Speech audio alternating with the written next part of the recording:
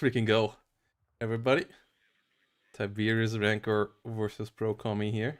Last chance to bet, by the way. Tiberius winning 60, Pro Commy winning 63% to 41% now. Go bet on Tiberius more than 2.5 times returns if Tiberius wins this. Protoss already called this a hard counter. 76 to second UK. Yeah, 76, I think, is a pretty hard counter if you play it correctly. So I would like to be proven wrong here by Pro Commy.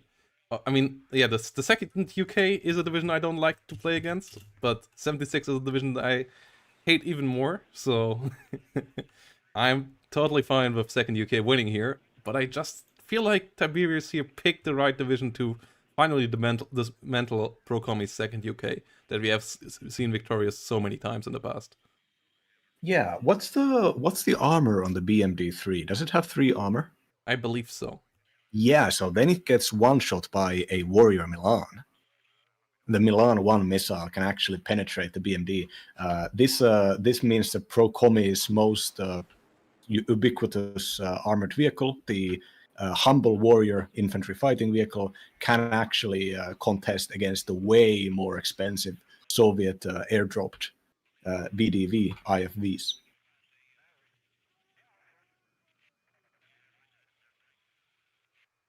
It is also means that they get one shot by even a max range challenger with 18 penetration. Yes. But they also have a Conqueror's M that does hurt everything on the other side pretty badly as well. I don't think we will see massive BMD3 play either. BMD2s are usually good enough. Okay, here we go. SAS coming in, snipers coming in. Spätgruppe V on the other side immediately. So yeah, it will be special forces fights here. Snipers might be the thing that tips the balance in the early infantry fight on the front line. I like that addition into the roster. So we also have a 155mm. Okay, classic Pro Commy play right from the get-go. 155mm artillery piece from the start that most likely will go pretty close to the front line to be able to give fire support against Spätgruppers, Red Redgas. Like, that single aggressive artillery piece is the Pro Commy standard. Like, we have the Mix 90 air opener, we have the Dark Neutron tank opener. This is the Pro Commy standard. Yeah, this is Lynx rockets. The Lynx is a very good helicopter because it does not get one shot by even it has 6 health, so it doesn't get one shot by man-held, man-portable air defense weapons. It has the rockets, and it has just enough rockets that it can kill a single enemy infantry squad. And rockets in this game, of course, do full damage to units in buildings, so having one of these around to eliminate a fortified enemy infantry squad is always great. The Gazelle rockets offer additional maneuverability and firepower. They need to be constantly refueling and rearming, but considering the howitzer is also brought on board, the howitzer will be doubled with supplies, so that's where the helicopters will likely go to rearm themselves. The infantry attack with these very, very, very expensive SAS squads are actually kind of deploying relatively conservatively. Look at the deployment of the Southern Saxon sniper squads. They are not even going to the citadel in the middle. They're actually moving in and trying to go into the tree line there. This is a Pro Commy. Pro Commy is not even trying to contest the southern side. Is this going to be a full-on breakthrough? It's gonna be interesting. I mean, he might attempt to break through there early on in the north. Warrior Milan's coming around, Rapiers, all the rockets. But the thing is, all those helicopters are relatively easily countered with ZSUs. And you get quite a lot of stuff like the ZSU trucks. Like, your AA availability is pretty decent for Tiberius, and 3 ZSU gun trucks here from the get-go. So those have to be eliminated or outmaneuvered, which isn't easy, as they are fast trucks, before you can really deal damage to the other units with those rocket helis. It's gonna be a really brutal opener here. As, yeah, you might want to just break through a second UK here before the enemy can buy too many air units, because All the aim units are strong, but they're also pretty expensive. So if the front line can't be held by Tiberius, he can't afford aircraft. Yeah, there's going to be even a Spetsgruppe V getting sent to the middle here. Tiberius fully wants to control this crucial strategic location in the middle here.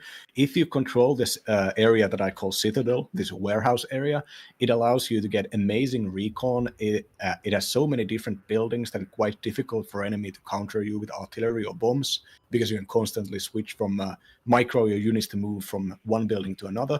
And having it allows you to get a perfect concave formation set up with your ATGMs, thus basically limiting all enemies' armored movements around this area. And it's actually, if Pro Commy wants to break through towards Alpha and India, this citadel really can't be bypassed. You can't attack from Alpha to India without armored vehicles, and it's really difficult to move those armored vehicles around if your enemy can constantly try to attack your side and keep up this flank. So I think this Pro Commie's tactic here might be to kind of contest Bravo early on and then send maybe a second wave to attack, maybe even just a permanent smoke off on the ATGM positions. But anyways, the fighting capacities of the Citadel will be held by Conquerors, as there's a Luas Fagot here to provide even more cheap ATGM coverage, and Tiberius is sending an infantry squad to hold Delta, which I think is obviously the smart point. Tiberius has way more forward deployment infantry, but Tiberius not even deploying in a way that assumes that Pro Commy is going to bypass the southern area completely, which I think it's I mean, I played against Pro Commy, but Pro Commy was playing 101st, and even with 101st, Pro Commy just went on fully into the Alpha Bravo area. So this is kind of typical, I think. Yeah, I'm surprised by the known BMD2s at all there. No fire support units there out of Tiberius, but yeah, decent amount of AA, a lot of infantry. Well, it's Pro Commy, yeah, with the Helos, with the SAS coming up north, a couple of warriors, but the amount of ATGMs on the other side with the Luats is decent as well. A couple of Desoniki Medis that can deal good damage there too. And then we have a BMD1 commander coming in from the rear. Yeah, the southern sector, Pro Commy will have to give that up at the beginning here. Tiberius actually stacking a decent amount of units here towards Delta. That's always the gamble. How much do you have to invest? How much can you invest into the southern zones? As if you get them, whilst you are able to hold on in the north, you're in a great position. If you get them whilst losing in the north, you're in not so much of a shape. And if you invest there and lose your stuff whilst not being able to win in the north, then you're in a really bad spot. So yeah, always a bit of a gamble. I wish there would be still a bit more to the southern part of the map, but it's still interesting to see how both sides will navigate the Charlie Delta situation here. Yeah, I think Pro Commy is just not even going to consider it. I think if you look at northwest of Delta, there is the single building, which is generally a good recon, good place to deploy recon. I think that's where the sniper is going to go, and the SAS might work with the sniper to move in through these small tree lines and try to do something tactical. And but most of Pro Commy's resources and points will be spent on trying to outscale the VDV light infantry early on. Outscaling in this means bringing out heavier equipment, Rapier, FSB-1s, Warrior Milans, Challengers, and rocket helicopters mostly, as well as the artillery, of course. Was the artillery was deleted? Oh yeah. Both sides here still setting up, both sides still figuring out. There goes the artillery again. Okay, artillery's back. Huh.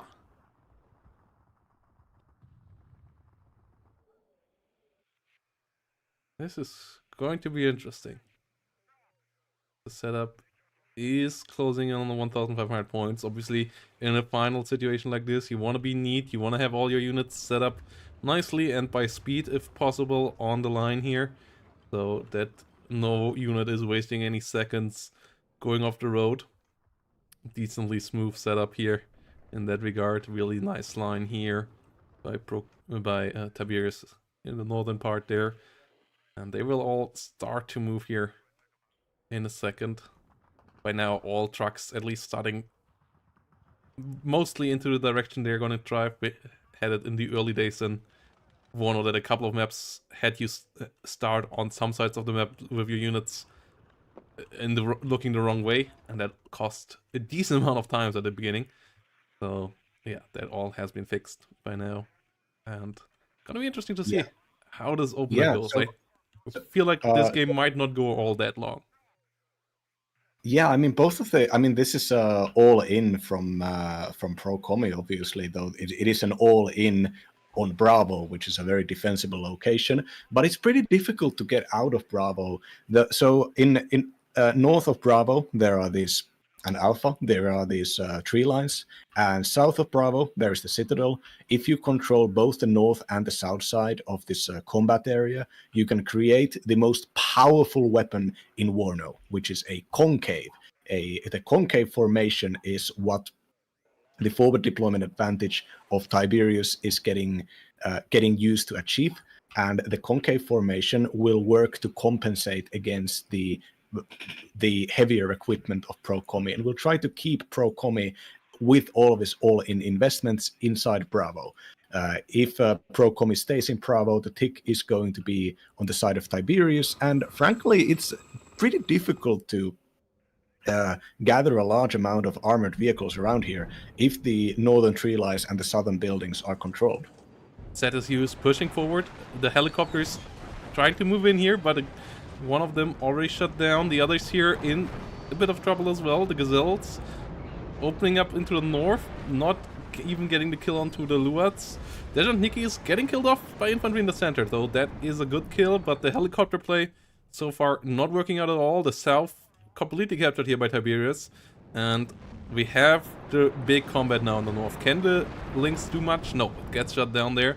Gets a couple of rockets into the 50 cal. The infantry numbers here for Tiberius pretty low in the north by now already, as he invested pretty decently into the Citadel. And yeah, there is not much towards Alpha, is there? Yeah, but the SAS were engaging with the light machine guns, not their C8 carbines, which are the more powerful weapon here, but the closer range weapon. And so the SAS were actually engaging suboptimally. The Harrier rocket taking out both the Desantiki Conquerors and the Rasvedka. That's a massive hit there. Suddenly, there's no threat coming from this side. Rocket, 120-point plane. Tiberius is winning the support weapon fight here, but he's losing the infantry fight. And he does not have much that can deal with infantry. The ZSUs can help out, but they don't want to go in there on their own, so infantry needs to be coming in, and it is coming in, but it is coming in slower BMD2s, so there is a big opening here now for Pro Commy to push through the north. Yeah, this is. I mean, if the air mobile pioneers want to walk up here, the gas 66s will open fire as they just did. But the Warrior Milans, upvetted to elite, will have amazing accuracy and aim time with their Rarden guns, and there is nothing armored here, so the autocannons can just get free kills. Yeah, another the Warriors just keep on pushing forward. Luat's going down. 155mm opening up against the ZSU. Will get the kill there soon as well, and this is not a good spot for Tiberius Rancor to be in at all right now. At least not in the northern part of the map. He is obviously having control over the south, so he can give up Alpha without losing the tick, but he will have to come back there eventually, and that's not gonna be easy for the 76. A 70 kph warrior, these things are pretty fast for an IFV, pushing through and getting some free kills with the autocannon. Now, as the trucks of Tiberius get sold, Tiberius is going to have a small influx of points, which will likely be used to do some kind of an immediate counter. There is no time here to keep building up, not especially when the Harriers, the second Harrier up here now, deleting the 100-point Desantiki Spetsnaz unit here. This air power of Pro Commy, completely uncontested, and something needs to happen here. Otherwise, all of these engagements with these cheap Harrier planes are just going to Pro Commy is just going to keep trading up, and Tiberius cannot afford that. Tiberius's division requires either some kind of a standstill, which will allow him to buy all of his expensive aircraft, or it requires some good trades immediately, especially in short range combat. And this long range combat here might work out if the BMDs manage to get some kills on the IFVs, but there's already a close range 155mm howitzer, the heavy howitzer opening fire here, and on the presumed ATGM location. The first MiG-31, the AA-1 variant, the one with the 6 long-range missiles flying around here. It's got nice autonomy of 240 seconds, so it can be around for some time, and it's got 40% ECM, so all of the short-range missiles likely not going to hit it. But meanwhile, Tiberius pushing out with this Desant Niki and BMDs on the open, and the Warrior Milans getting completely slaughtered there. The Warriors just shredding them all. The Airmobile Pioneers with the Carl Gustav getting some kills. Strella's getting killed off. This is looking completely terrible for Tiberius in the north here right now. Tiberius will have to chill out. He can't keep that pressure up. He has to take some time. Otherwise, he will just get overrun here. But obviously with 76, yeah, it's a bit risky to go into the longer game. But I feel like there is no other way than going the air route now. You have to take the foot off the gas pedal and just chill a bit and try to set it all up. Warrior Milan here, trying to push deep already for Pro Commy. Now moving out, Warrior will get killed off. The armored rifles might still be able to get in though. And yeah, Pro Commy here in a really, really solid spot. Yeah, this Pro Commy is winning on all fronts, it seems. Even down south, the Harrier managed to take out the only recon unit that is on the southern area, giving Pro Commy great abilities to start massing up for an attack if he wants to do so.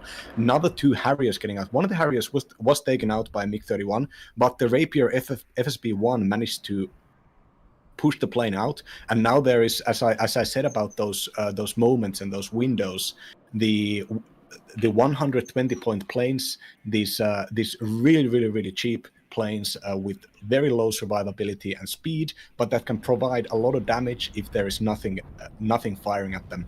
And getting that single hit on that 40 ECM plane is what allowed this to happen. Yes, and the Strela ones also getting caught out earlier by the Warrior Milans in the north, like 2 or 3 of them already dead. That is pretty painful as well. Those could otherwise cope with carriers with Harriers as well. They could kill them off, but they are all gone. So you have to rely on your heavy, expensive planes that also have a long time to refuel. Yes, they have a lot of autonomy on the battlefield, but that also means that they are off the battlefield for a long while between those missions. And Tiberius currently really could use that air cover, but he can't afford it. BMD-3 is here now, trying to push forward. Fighting against the Warrior Milans. Warrior Milans getting the Milan ATGM on top of them. Does miss. Gets a stun still. And nothing here spotting the Warrior. Whilst Pro Commy now diving deep here. Will get the +4 there. And that is the big timer that you want to always get in Vertigo. And if you get it, the enemy is in a lot of trouble. Yeah, the points getting used on that airplane also, that could have been like 4 infantry squads that could have been ordered to hold India. Having expensive units in your deck in general is risky, because it means that every time you buy something, every time you lose something, you're making a way bigger decision than if you're buying kind of mediocre and cheaper units, such as the 90-point armored rifles and Warrior Milan combo. Those things don't come out immediately, and they're not superior at anything. The infantry has good weapons, but only a low ATs. The Milan one is not that great, and there's the Warrior Milan only has 3 front armor, etc. But having a lot of those things out, just constantly keeping up a stream of mechanized infantry, means that you're always going to have enough fire support to engage a singular expensive units immediately, as we are seeing now with the BMD3s moving up here and getting the two bunched up. Oh no, they were taken out by the Jaguar HE2 here. Yeah, this launch, the British second UK played by Pro Commy is so excellent. I think he might be one of the only players I see using the Terriers, the British Territorial Army units, these cheaper, not reservist, but still kind of older generation units coming out in the Saracen trucks, Oh fast no, deployed. MiG-31 getting shut down there. This is Oh, no. terrible. The situation is really deteriorating here for Tiberius. Diving too deep there, not even getting a kill with it. And now trying to counter push again in the north. But yeah, he lost all his anti-helicopter. He lost too many units piece by piece to the Warrior Milan here. Actually, I would say is the MVP. Two Warrior Milans just took out all the vehicles in the north because Tiberius didn't invest into BMD2s. Tiberius didn't have any infantry ATGM around that could have taken them out from the long range, so the Warriors won against the Fagot Jeeps, and then everything else could just be easily taken out by the Warriors with the autocannon, and that just completely ruined the northern position. He had really little infantry there, that got taken out easily, but I think that was calculated. But what wasn't calculated, it was two Warriors just running over everything else, and that is just ruining him completely here. MiG-31 taking out one of the Harriers, a second Harrier going through and managing to attack the Strela 1, and suddenly there is only a single gun truck to hold again. No, a second MiG-31 getting bought out here, opening fire against the Harrier and taking it out. But how many 275-point MiGs is this already? I mean, the lead of Pro Commy is not massive, it's only 500 points, but Tiberius is trading very badly. These Milan 1s in these buildings here need to be taken out by something heavier than the BMD3s. And under constant Harrier attack, this is just these attacks are not going as well as they should be. Tiberius sending another wave of infantry moving openly here, but they're also going to be engaged on long range by these Warrior Milans, and they only have a single Conquerors behind them to protect them. Yeah, oh, and the leader getting sniped out by a Milan here as the rocket plane destroys the Spetsgruppe V. Yes, and you just can't afford losing the MiG-31s, getting the MiG-31s damaged. You need to be more careful with this. He's using them like you use normal fighters, like flying over the front line, but you don't need to get that close with the MiG-31, and you also can't afford to get that close with the MiG-31 because they are so expensive, and like, yeah, if they get damaged or even shut down, it is a really tough spot. The counter push here over the open just not working out. Like, if you want to push like that, you usually need artillery. We didn't see any artillery here at all.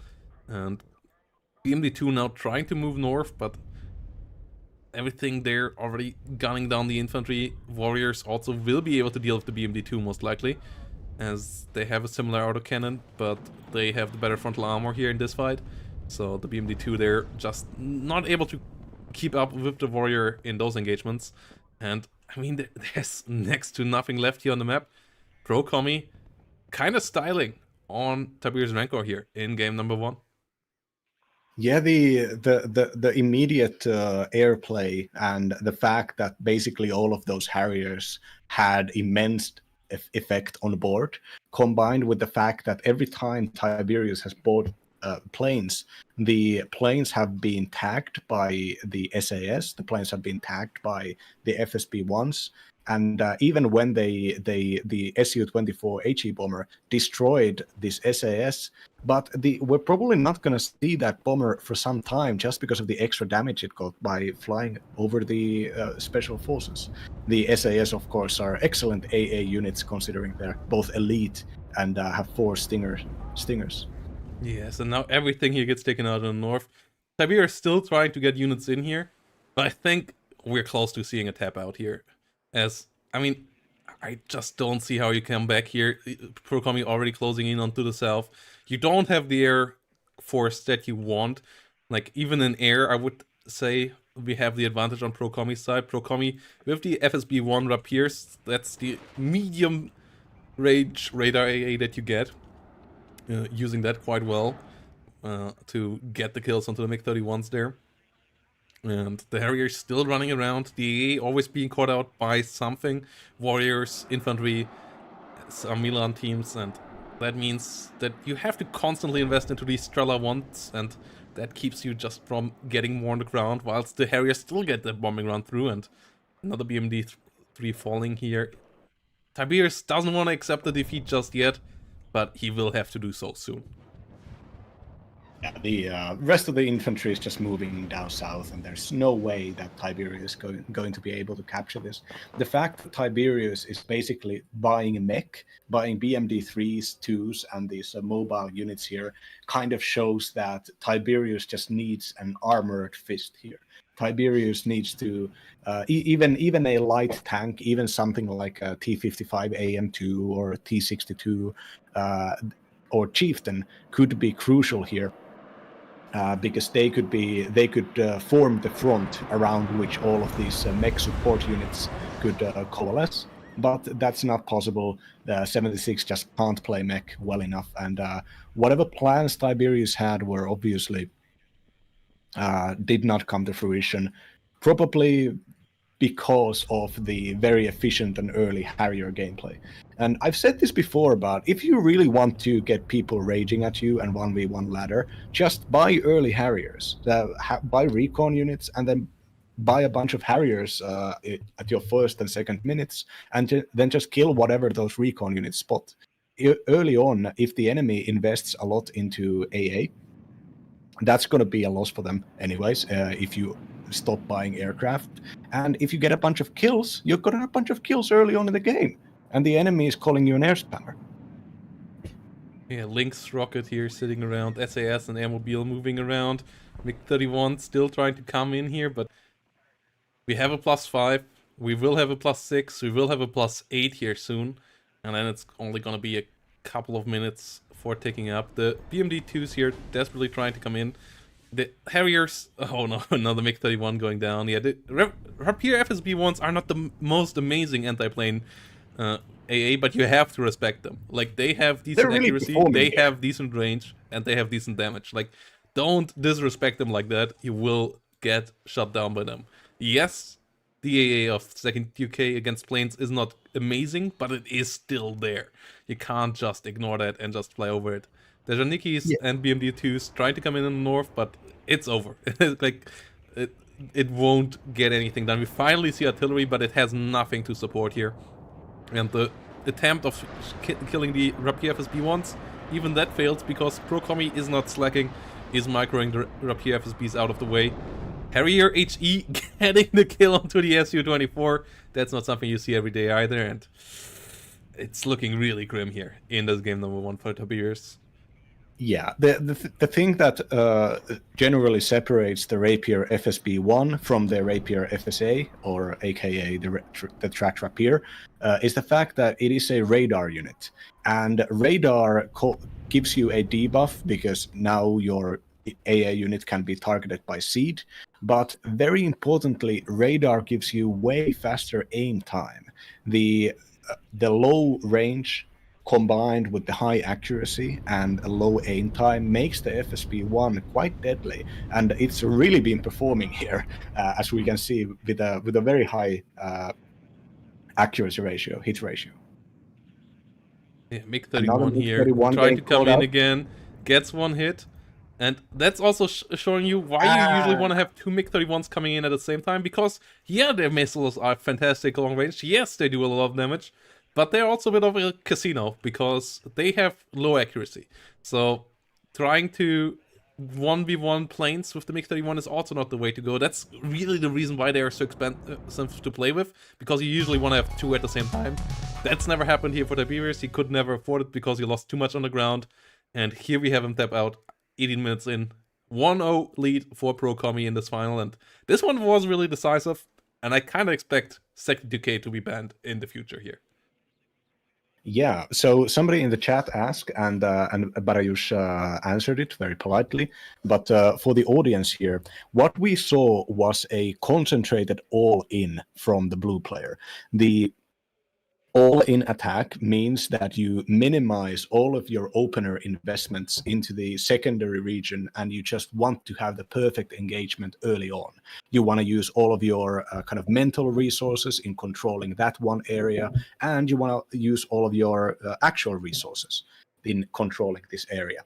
And the reason why a lot of people, including myself, are kind of cold and not interested in playing Vertigo is because Vertigo Duel right now, the fact that all of the command zones are on the northern area, it rewards all-in gameplay a lot. It might be a good thing for lower level players to have simpler maps, but when it comes to high level players like Pro Kommy, they can just decide their they can be so good at doing this stuff, and they can be so good at executing on their plans that stuff like this can just happen. It was small things. It was the usage of recon units. I think the usage of Milan once was really really important here, and knowing the tempo and knowing the locations on which enemy puts in their ATGMs. The ATGMs could have, if not dealt with, could have easily stopped the attack by destroying the Warrior Milans. This could have allowed the red player to have their own vehicles move around and do damage on long range against infantry, but the Harrier gameplay getting used to shut down all of the anti-tank weaponry, and then the warriors just pushing through, calling the bluff, and also the warriors were up-vetted, so they gained just a little bit of extra when it comes to accuracy, so they could win those ATGM duels.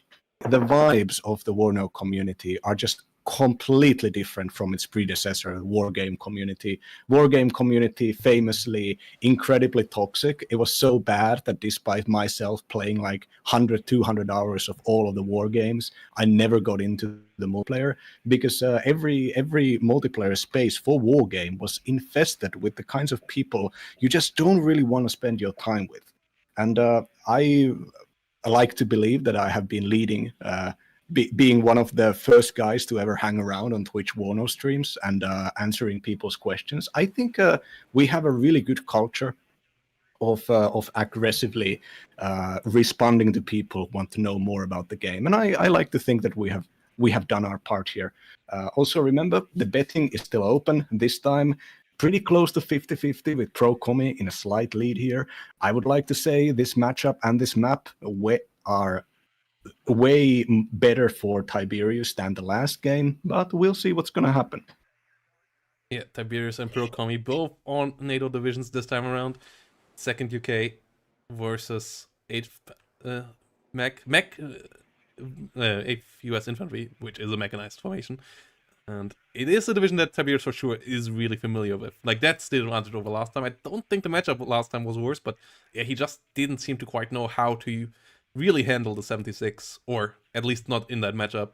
And it's going to be interesting to see what we get this time around, as yeah, Tiberius on the right side in red, Pro Kommy on the left side in blue. Game number 2 is going to start here. First unit setup on the battlefield, as we have some snipers and some SAS coming up. And this is going to be hot action. X-Ray, Papa, and Alpha here, all getting pushed. Hey, Ryan Satomi coming in there with the Twitch Prime. Much appreciated after the gifted subs yesterday already. Thanks for supporting the support. And yeah, let's get some hot action in here. SAS setup again. I believe we will see a similar setup out of Pro Kommy. Question is, do we see the helicopters again?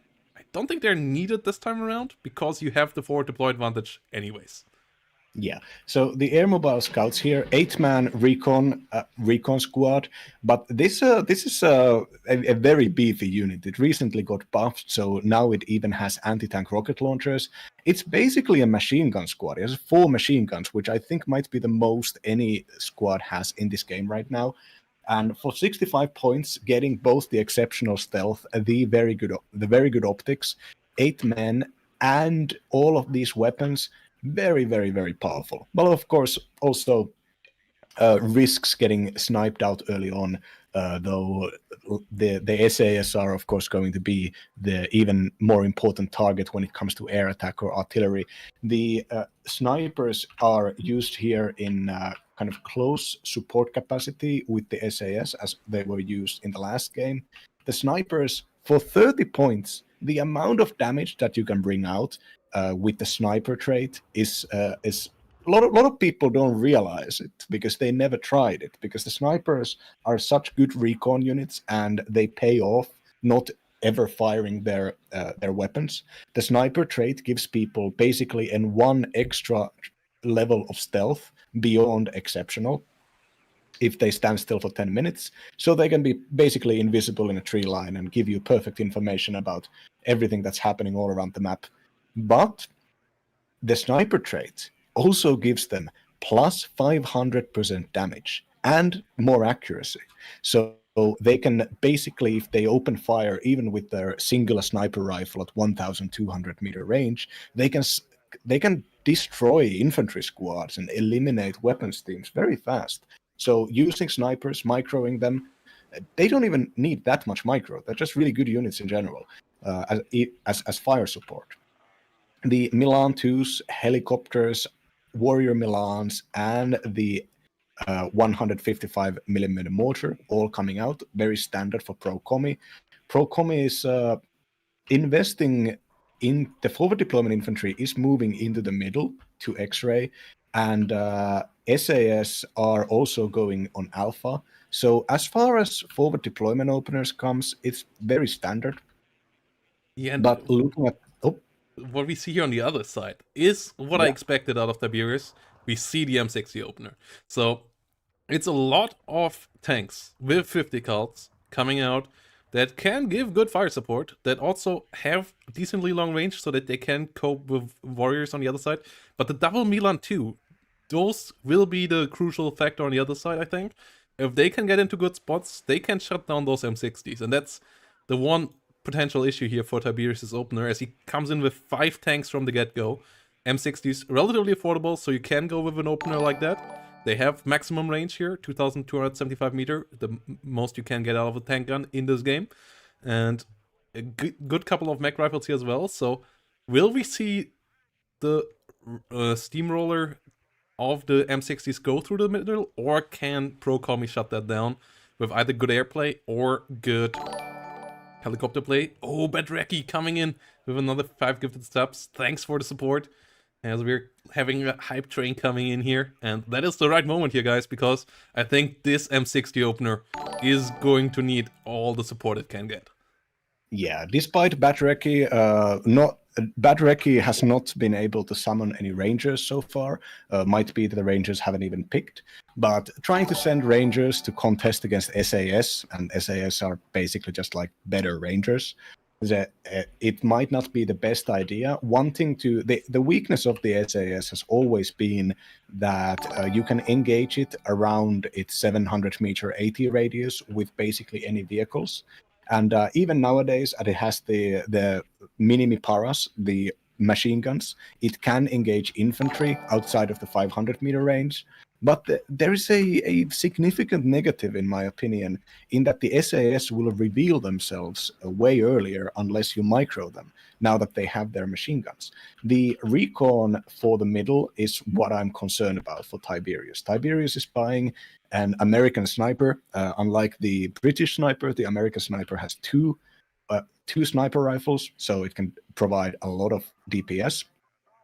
But it is going into a tree line as a standard recon unit, and there's not really anything to spot enemies inside the X-ray compound. And it's possible that if the armored fist moves in to try to engage the X-ray position from top down, from north, it'll get into a pretty bad tactical situation in which it can be fired from basically like three different sides. And the fact that Pro Commy is buying Hell'Arm ITO launching helicopters as well as Milan 2s, which will be able to very decisively punch through the M60's older generation armor. And so And no, there is a Fist V. Okay, so recon vehicle fortunately has been bought. And let's remember that after the AA guns got their buff, or against ground units, the PVADs can actually, if not destroy, then at least immediately suppress a lot of infantry squads. Yes, and the Fist V vehicle here, I like that addition.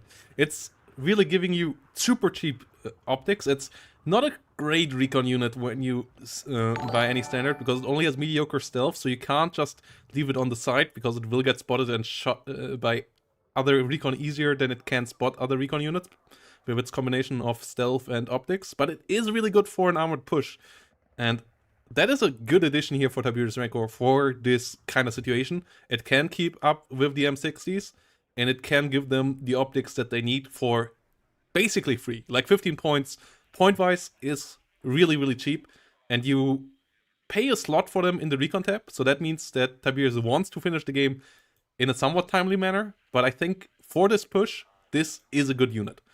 We don't see them usually around, but in this setup, I think it's a really, really good choice. And yeah, here we go. Game number 2 started. Tiberius Rancor versus Pro Kommy.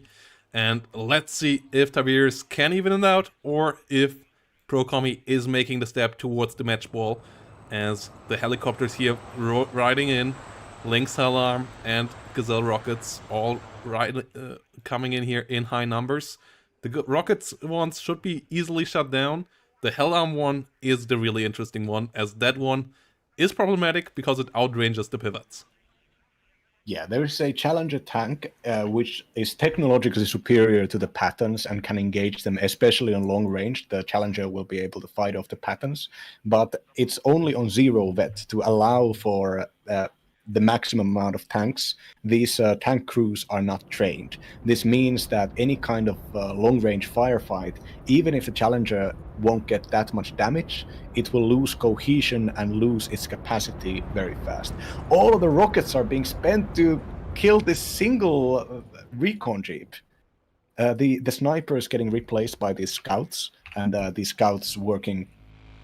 the scouts still have excellent stealth, so they will be able to spot basically everything here, with a sniper being here on Pro Kommy's side. That's a pretty bad place for a sniper, though, because if any trucks or tanks ever move past the sniper, despite everything, they will be able to spot this. Yes, but the double Milan 2 here in position. Phantom coming around, F-16s on the other side, pivots opening up against the Phantoms, getting a good amount of damage, but the Jaguar here, the cluster, gets the pivot shut down. Phantom goes down, but the Jaguar should get out for now, and the M60 already in trouble there, as the Milan 2s start flying. SAS with the 84 gets the kill there. The Armored Fist is getting killed off here already. One got killed off by the cluster as well. Next one has to smoke off, so this M60 push here is already struggling.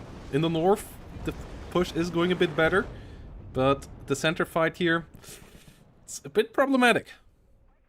Pro Kommy has excellent recon here. Pro basically can target anything and micro. Oh, and we have a Challenger 2 already running all of this down here. Engineers trying to come in. LGB coming out for it though. It got damaged. It gets the kill onto the Challenger. That F111 LGB really key here. Hitting the airmobile next. Will get the kill there as well. Gets the SAS 2. Okay, F111 might be the game changer here. All the tanks were taken out by the Hellarms, the Milan 2s, and the Challenger on the long range. Not to mention the SAS getting that amazing close range kill against the Pattern leader. But these engineers will now. You can see the snipers opening fire on the engineers and immediately stunning them. The engineers don't have AT weapons; they're purely anti-infantry squads. This means that even the lightly armored Saxon vehicles are now are driving right next to them and opening fire. The Saxons have high veterancy because they're transports for the SAS, but they only have a small amount of ammunition to compensate for their speed. Despite this, they are wiping out the engineers fast.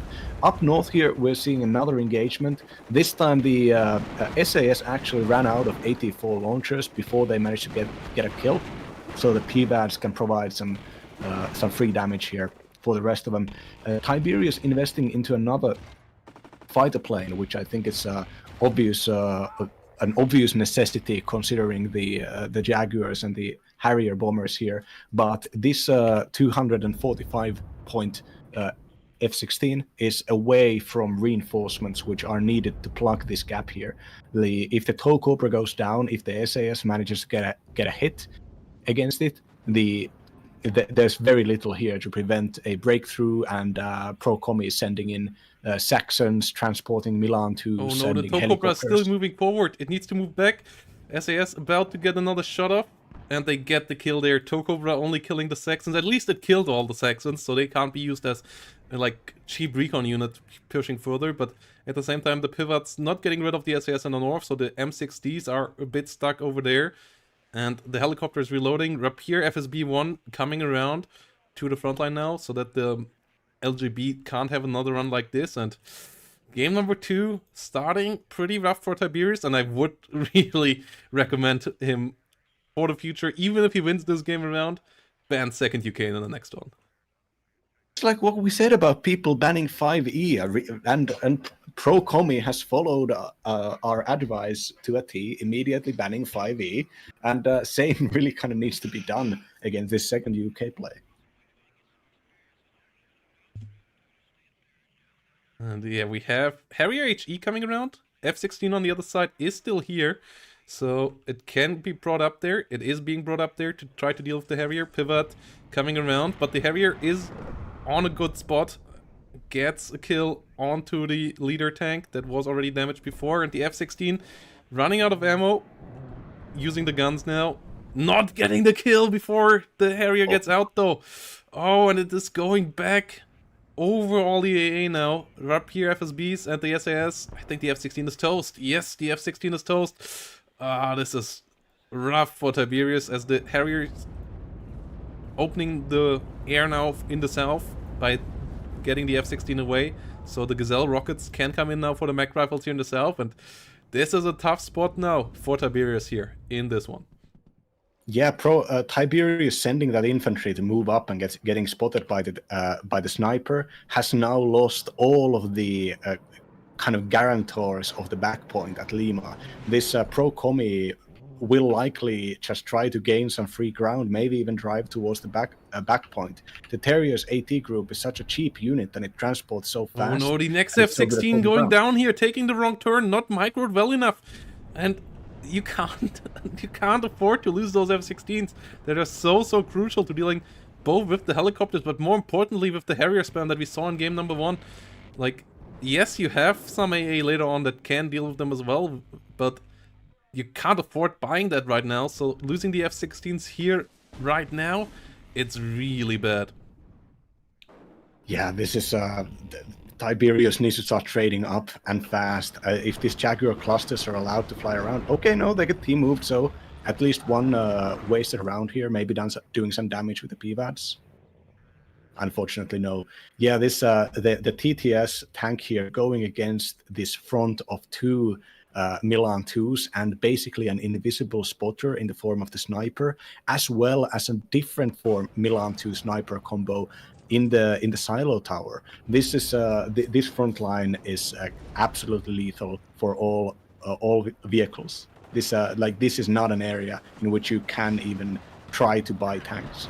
Oh, Tiberius is doing the counterplay here, buying the super heavy howitzer, the M110A2, which will be able to reliably single salvo kill those Milan 2s.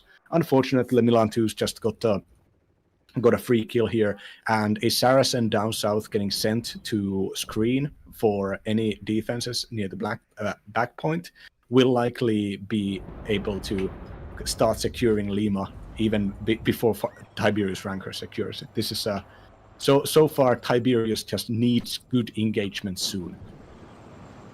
Yeah, pivot's moving forward, but there is another Milan 2, so the pivot needs to be microed. It gets killed off before it can do so. And that is another important loss here, and Tiberius is down to so few units on the battlefield. Lack of fighters in the air as well. So his F-111, he can't protect that easily, even if it could come around now again. And even to use that, he would need to get some recon around here again, which he has lost all across the board as well. So he doesn't even know what to bomb. Like SAS, they are valuable targets to bomb with those F111s, but you need to see them first, and he doesn't have that situation right now. MR10's now starting. He did get a decent amount of kills on the other side. Like, it wasn't completely for free for Pro Commy here, but obviously Pro Commy ahead in this fight so far. Yeah, the M110 is a huge investment as well as the LGB plane. And if those investments can be kept alive so that they can start slowly grinding down the enemy, we can see the Milan 2 getting destroyed there by one shot. But the problem with Tiberius is that Tiberius lacks the fundamentals. The infantry and the recon are coming in here now, but Pro Commy really just needs to play too passively here, even under this 0.3 tick. Tiberius needs a breather. Tiberius needs a moment to start using these removal assets and to build up a front line. But Pro Commy is too good of an aggro player to actually let that happen. Yeah, the MR10 getting the first Milan 2 could start opening up against the next one soon here. Whilst Tiberius is at least trying to secure the northern zone here for a while. Engineers pushing forward, but SAS moving around there as well, and the Jaguar cluster that... Oh, it misses! It misses. This is the lifeline here for Tiberius. Getting another good hit onto the Jaguar, pushing it out for a while. F16, he buys another one and oh my goodness, Tiberius! What is on with the fighter micro in this game? Oh no, the M111 just following suit. Like, yeah, the PFSB1, it is really accurate if you get close to it. It has 80% accuracy here, upvetted.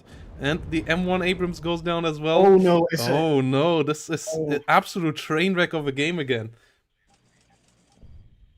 I'm hoping for a Tiberius counter sweep after he learns to ban second UK. This is insane. Pro Commy is playing just perfect standard Pro Commy. There is nothing really surprising here. This is just him doing what he does best. Yeah. He's playing the standard second UK, and Tiberius now with two divisions that on paper have a good chance, with a division that he is really comfortable, not able to beat it. So yeah, he should just ban it for the future now. As we see Warrior Milans pushing up north, Mech Rifle Dragons getting out there, trying to deal with it. But yeah, the Warrior Milans just eating them up there. And yeah, here we go. Game number 2 going to Pro Commy, and Tiberius down 0-2 now. Will have to find a new strategy to deal with his opponent here.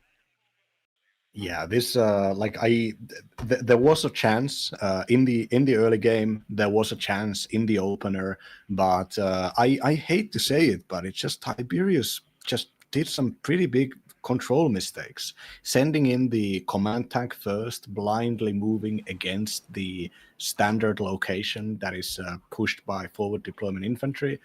Like, that's that was a bad move. There was a if the opener hadn't gone as catastrophically, if the units down south wouldn't have been moved out to start doing recon and wouldn't have been spotted by the sniper, which then called the helicopters to destroy Tiberius's whole southern screening force, all of this. These are pretty, seem to be like even pretty basic mistakes, and I think Tiberius playing against Pro Commy's second UK is just trying to be unpredictable, trying to be smarter, trying to somehow throw Pro Commy out of balance, and it's just not happening, not at all. Squads.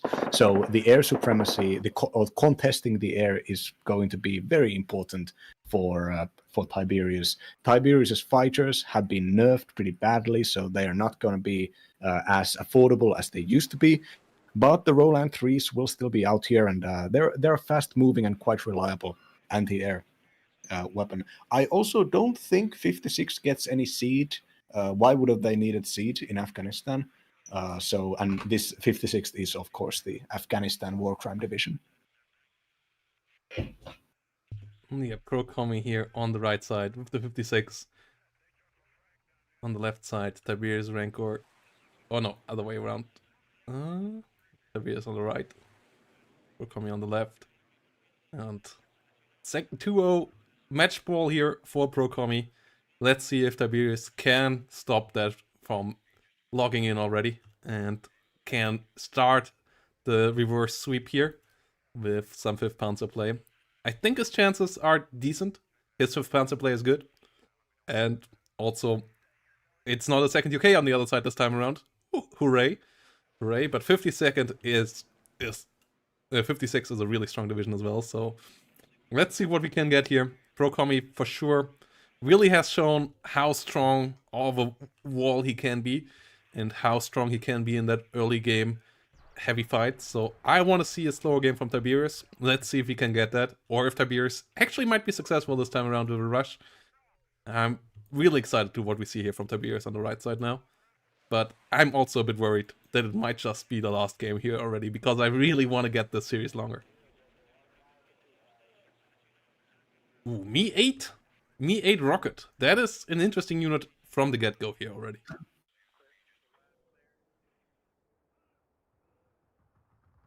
What do you think about that?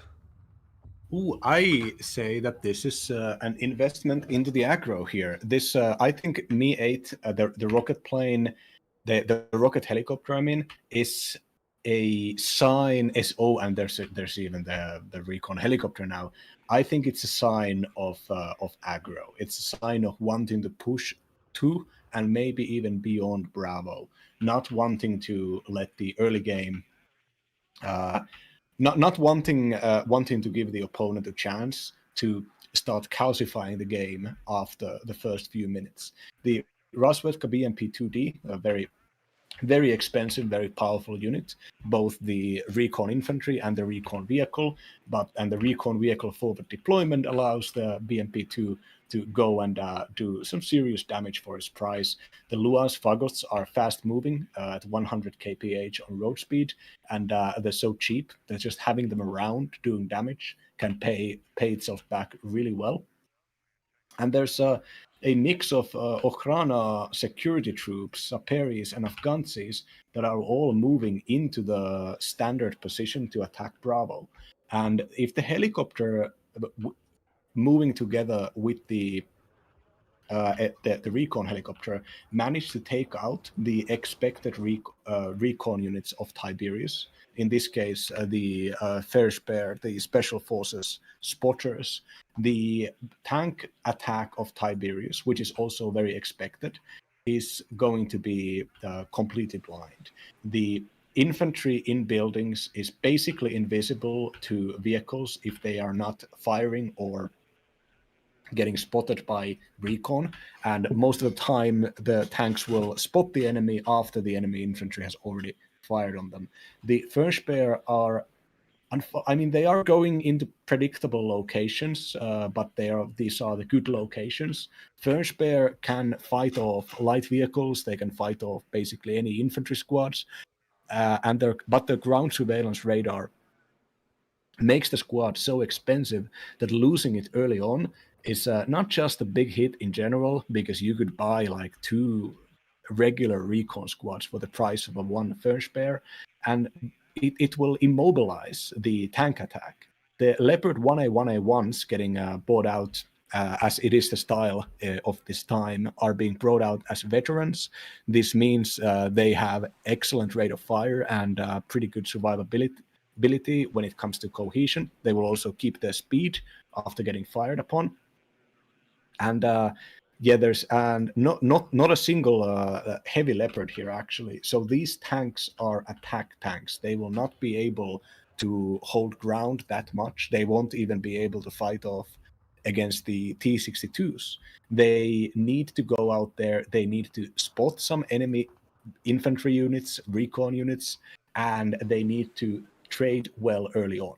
They are followed up, fortunately, by 2 Roland 3s, now only 1 Roland 3.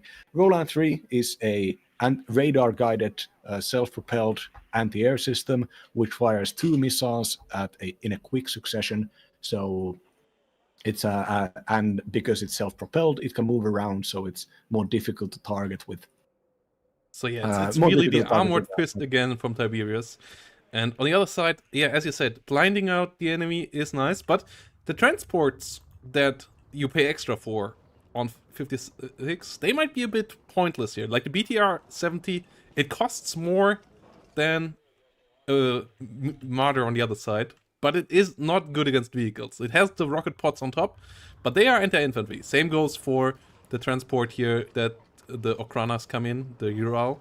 They are 40 points as well for the rocket pod on top. Though those will be a bit pointless, but if you kill all the enemy infantry, recon infantry already ahead of the combat with the Mi-8, that might not matter too much. Though I don't think Pro Commy is really set up for the tank push this time around. Like, how much anti-tank does he have? He has the Spetsnaz CRUs with decent hard-hitting RPGs, but short range. He has a couple more RPGs around with the other infantry, but not that many. The Okranas don't have any. The Afghansis don't have any. He has 3 units with RPGs, and then he has 1 Fagot. So that's 4 light AT units against 6 tanks and 2 Martyrs. Like, the Hammered Fist alone could push through this time around for Tiberius. That is true. I think if this recon helicopter is allowed to survive, this is a jammer helicopter actually, so it has 30% ECM, so an increased survivability. If this helicopter is allowed to survive, it will work as an effective spotter for the cheap and ubiquitous AT planes of 56th. And there is a Gepard, fortunately, here. I hope that there is at least a single F4F fighter coming for Tiberius. The F4s fire their missiles, 2 heat-seeking missiles at once. They are shotgun planes, as we call them.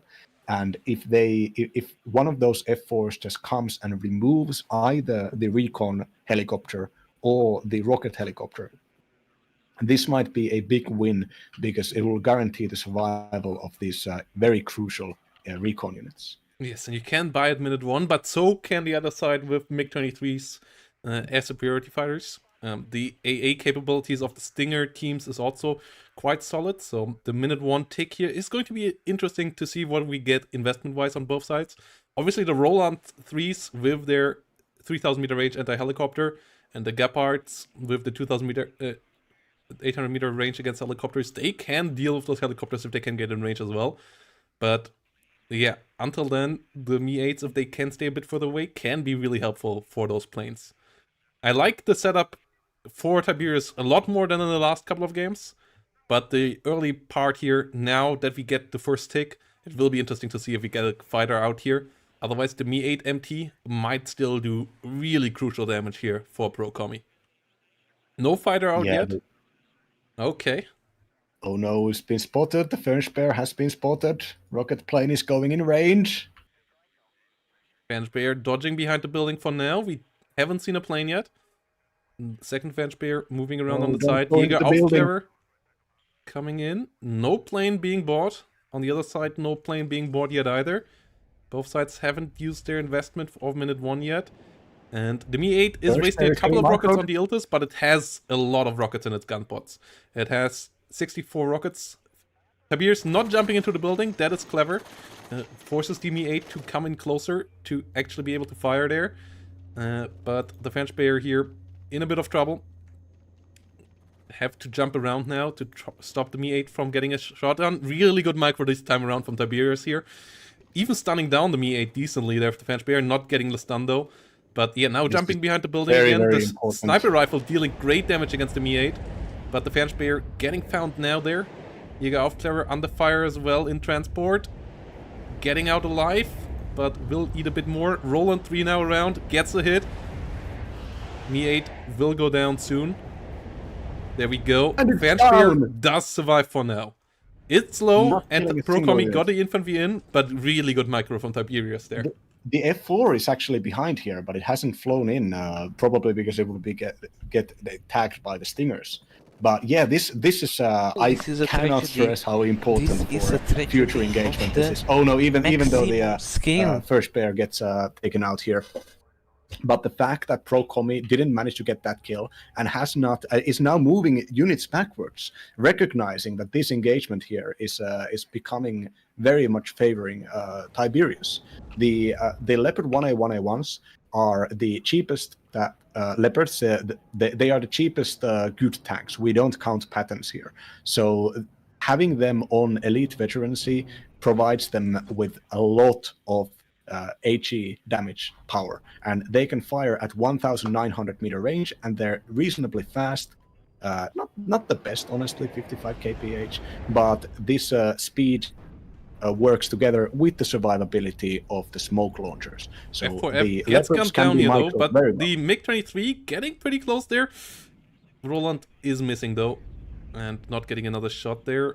Luat's getting gunned down in the south. 2 Leo 1A1s there, trying to assist the Fanspeer. 1 BMP2 there is still defending though. Gets hit. Leo 1A1s should be able to finish the job quite quickly. One more hit. Yeah, there we go.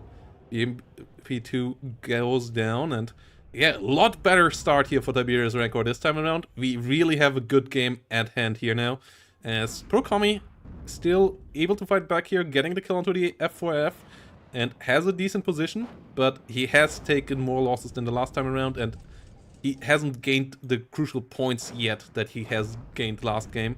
So the Dejanikis here under fire. Conquerors might get overwhelmed quite quickly here as the well. Conquerors is an alignment bug. It's not firing, it's continuously aligning. Ooh, MiG-27K coming in. Gets pushed back by the Rolands immediately. Good smoke there by the Leos. And the Conquerors now firing. It might have halted its fire there. Gets a shot out now. BMP2 coming around as well. So 1 Leo might go down here in a second.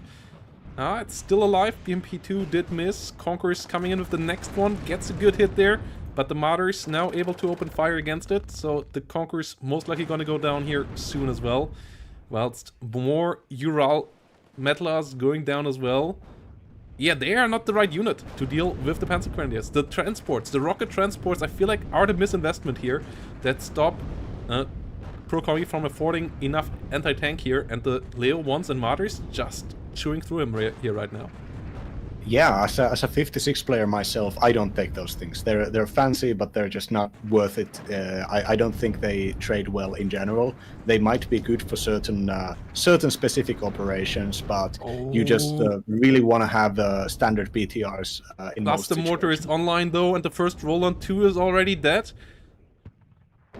M240 cluster mortar coming in here, getting the first kill. Panzer Grenadiers and Rolands going down. A couple of Okranas going down as well. And Tiberius Rancor having so many units now flanking through the south. But the first T62MD coming online there. It has the long-range ATGM. And it outranges the Leo 1A1s with its gun as well. So they have to be somewhat careful there.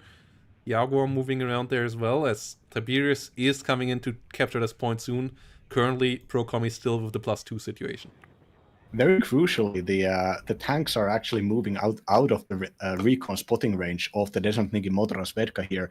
T-62 managing to kill first one, but soon will meet the Jaguar 2 with its significantly heavier missile loadout. Oh no, wait, this is actually a Mi-24V. So it does have Kokon missiles.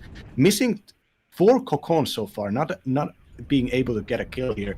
Going very well for Tiberius down south. I think Tiberius, this is a map which gives Tiberius the space to do this sort of mech attack that he really wants to do, obviously. Yeah, we also have a mirrored spawn camp here. A BMP2 coming in from Kommy for the spawn of Tiberius. A Lux on the other side already got some kills onto some Luat's units, but a BMP2 might be too much to shoot for it.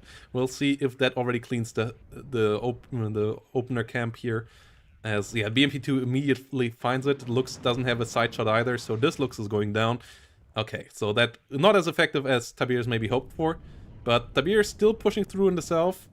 One of his Leo leaders got gunned down in the north, but he gets the T-62, he gets the Mi-24 helicopter, and he is pushing to the +2 zone here right now in the south. Yeah, Tiberius's tanks are all wounded, but they're still going. Tiberius's tanks want to be on close range against the T-62, not just because they have a better rate of fire, but also because their penetration is significantly... the armor gets negated by kinetic penetrators close on. And the Jaguars here managing to not kill, but do significant damage to the jammer jamming chopper. If you look at the reinforcements here, you can see but both players here deem to be most relevant.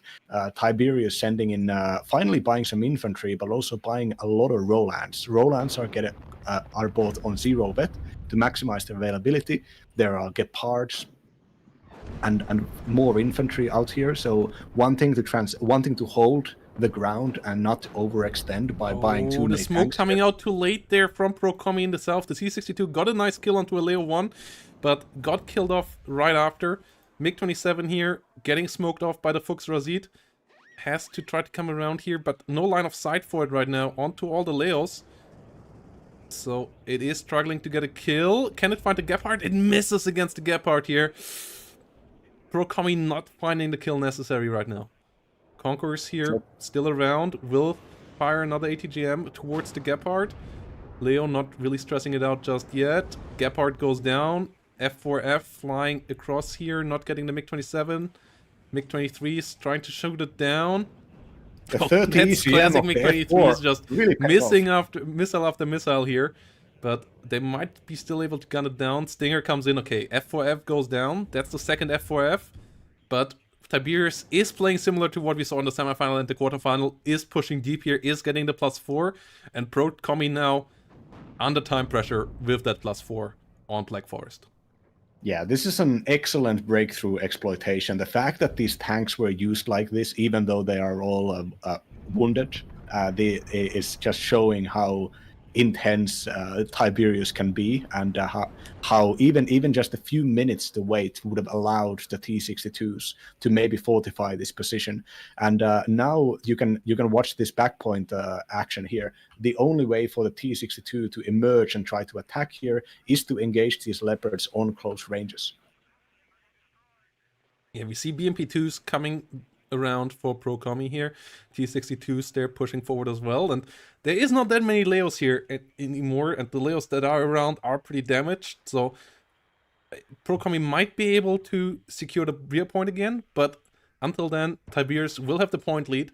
Tiberius also now pushing into Alpha, as there's only one Spetsnaz GRU in there that is desperately trying to disengage. The 240mm cluster mortar may be invested into too early, as it is pretty expensive. Those 230 points, if that would have been defensive units in the south, this deep push might not have happened.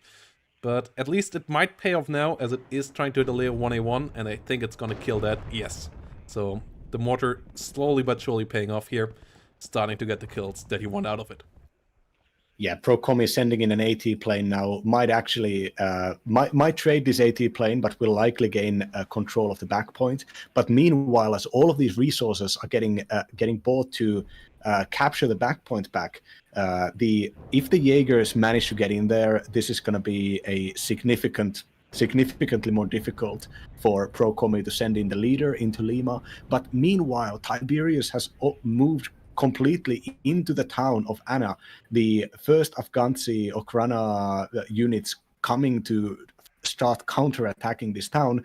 This is because this kind of rapid attack to the back point necessitated the buying of expensive tanks and AT planes, and these points were away from buying kind of standard defensive units, which could have held the town. Now, yes, and the MiG-27s also feel like a panic buy here. They haven't paid off at all. The Roland 3 network that was spotted early on is just too good to be dealt with them in this way. You need some seed planes to accompany them. You can't afford them, so just don't buy those MiG-27s. They feel like the easy way out. They aren't the way out here, though. Those investments, together with the cluster mortar, really costing you frontline units that you need to hold with. And that leads to the +5 that we have here right now for Tiberius. Belozor will stop the +2 zone being held by Tiberius here soon, but that will still be a +1 for Tiberius. And even then, Tiberius already has a 400-point lead on Black Forest. That is pretty big. T-62 here under fire, gets shot down by the F4F. The MiG-23 MLD trying to come around now, trying to get the kill, but the 30% ECM protecting the F4F here decently well so far. Dejant Afghansky, really solid unit, but it's 1 versus 2 there. So it is struggling to get the kills that it wants to get in the town as well. More units coming in, but Pro Kommy is struggling this time around. Yeah, this is. I think this is what Tiberius has wanted to do. Wanted to do in the second game, but the concentrated nature of Mount River just does not allow for this kind of mech gameplay. The usage of the speed of the vehicles, the knowledge and kind of the game sense on how much your enemy has bought, how much you have spotted. That's one of the most important skills in WARNO, is keeping tabs on your opponent. If you see that they've bought a bunch of planes or helicopters, the law of WARNO dynamics means that they are lacking in something else. And being able to win that early engagements on Bravo so decisively, the first bear micro, the tank usage, allowed for this double this Lux could attack. be big. Can the Lux get the Fagots? Or can the Fagots get the Lux first? Lux is missing. Classic German 20mm not hitting anything. The anti-German hate of Eugen coming through there again. Meanwhile, the British bias with the amazingly high rate of fire warriors we have seen in the last game. Anti-German bias here. Kappa coming through. Ganzi versus Jägers here, holding out. But yeah, Lux not getting the kill there. Important defense there by Pro Kommy. If that Lux could have run down the 240mm mortar, that would have been really bad. Mortar trying to get some more kills against some Rolands here, but the Rolands are kept busy here by Tiberius. And this one should make it out. Yeah, doesn't even get hit by the first hit. And Tiberius still on a +2, over 1000 points now. This is a tough spot for Pro Kommy to come back from. Yeah, the Desantiki Sturma via Saperi moving up, and if they get into touching distance, they will throw the satchel charges. So the Jaegers are running off at them, not wanting to get stunned, and which is what is happening exactly right now. But the West German infantry is not the best in this game. Importantly, their 7.62 caliber infantry weapons are worse than the stuff that the Soviets have. But so they need to compensate on having more vehicles. They need to compensate on having better positions, and they can't allow. They really just don't want to go inside the town and do close range fighting against these airborne. And also because the airborne get a shock trait, which means that under 175-meter range, all of the Soviet infantry outside of the Okrana, I think, will do like significant amounts of damage. Like the difference is very, very notable. And these wounded Jaeger squads moving in here are taken out so quickly. Yeah. The vehicles need to be and go and intervene in this. Ooh, the RPG Dejans in the rear versus Leo 185s. Leo 185s being spotted. But the flames forcing the Dejanikis to move. They got one hit in each of the Leo 185s, but they won't be able to finish them off as they're kept moving there. They get another shot off. Okay, one of them down. Really long reload time. They are really stressed out, but the Leo is decently close. Can they finish off both? They can finish off both Leo 185s. That is big for Pro Kommy. That's a whole minute of income wiped out. That is Charlie kept safe for now. That means that Pro Kommy can keep the center alive. The last hit point here. The last guy, seeing the 6th combat fall, picks up the RPG and finishes off the last Leo. MiG-27 coming in here with a double kill as well. Roland 3s are still around, 3 of them, so chances are the MiG-27 will suffer, but it does survive. Pro Kommy with the comeback here, question mark. It is looking like he is stabilizing at least. Yeah, down south, Tiberius is trying to go back to the Foxtrot by the natural route of the... Oh no, a side shot from the BMP-2 killing off the Leopard 2. I was just going to say that as long as this Leopard is kept alive and working in tandem with the Fernspeer, the movement from the forest mountain to forest hill towards Foxtrot will be inefficient, but right now the way is almost completely open. And if these infantry fights inside the town are gonna drain a lot of resources from Tiberius, this might take away from the defense of Foxtrot. And not to mention the Nerpa, maybe the Nerpa is the cluster mortar.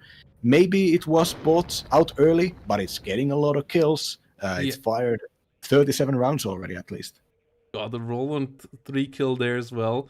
Leo to A3 moving around. It's still really close to the front line. The Jaegers, if they move one building over, will be able to spot the 240mm mortars. There is a Leo to A3 in the town as well. And the +1 is still up. M109 coming in with some artillery, trying to gun down the Belojor. That could work for Tiberius Rancor absolutely here as well. More Martyrs coming in too. But yeah, Tiberius is now pretty thin in the south. So he has to be careful to not get overrun there, not losing Foxtrot, as we have a couple of BMP2s here now setting up, a couple of Nonna artillery pieces coming in as well, and we are just 19 minutes in now, so there is still absolutely time for Pro Commy to get this around, but the kill on the Belojor, that is important, getting the +2, getting more points ahead here, and really putting the timer on Pro Commy with that. Yeah, did you know that the Jaeger and the Afghanzi are the same price? That is insane. But yeah, the first pair here, as I'm looking at the visions here, the first pair of Tiberius down south is spotted and is not spotting anything. So there's going to be a moment. The Nonnas will likely kill both the recon unit as well as the Milan 2, and then there will be nothing defending Foxtrot. There are 2 Martyrs and 1 Gepard with the Panzer Grenadiers that can keep up this fight, but they don't have the numbers to fight against even the BMP-2Ds.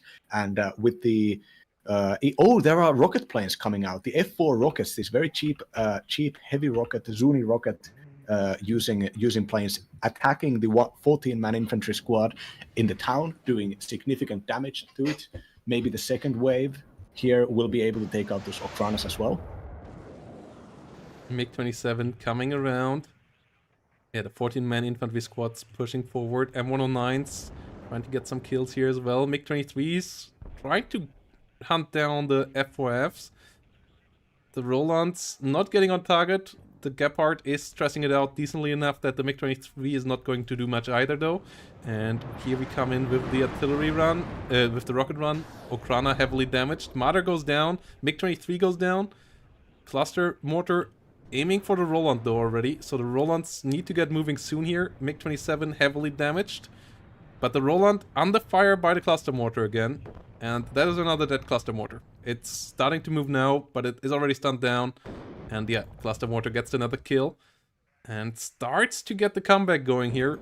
Tiberius in trouble, BMP2 hunting the Gepard as well. The Milan 2 in the south got stopped, so Tiberius had to invest more to get a defensive line there set up again. And I'm surprised he didn't try to kill the cluster mortar earlier. But the Leo 2A3 has to be careful in the town here. Yeah, the cluster mortar here really carrying this. There are 2 vetted up Nonnas as well. Nonnas, as people will know, is the excellent fast-firing nice medium-range artillery piece for the Soviets. And it will be able to, if there are like long-standing infantry fights, the Nonnas will be able to fire and target and destroy anything with very good accuracy, especially as long as the recon units provide it with the increased precision targeting. Yeah, and the Leo 2A3 getting killed off by the T62MD, showing you that yes, T62s are relatively old tanks, but they have decent guns, and when they get a side shot, they will do good damage with the 150mm gun that they got. So, got the kill there onto the Leo 2A3 leader. So the alpha point soon gonna get captured here by Pro Commy, stopping the tick. 1,200 points advantage. That is pretty sizable advantage on the map that we are on. But it's still 18 minutes time here for Pro Commy to change that outcome. So Tiberius has to at least stop himself from completely collapsing.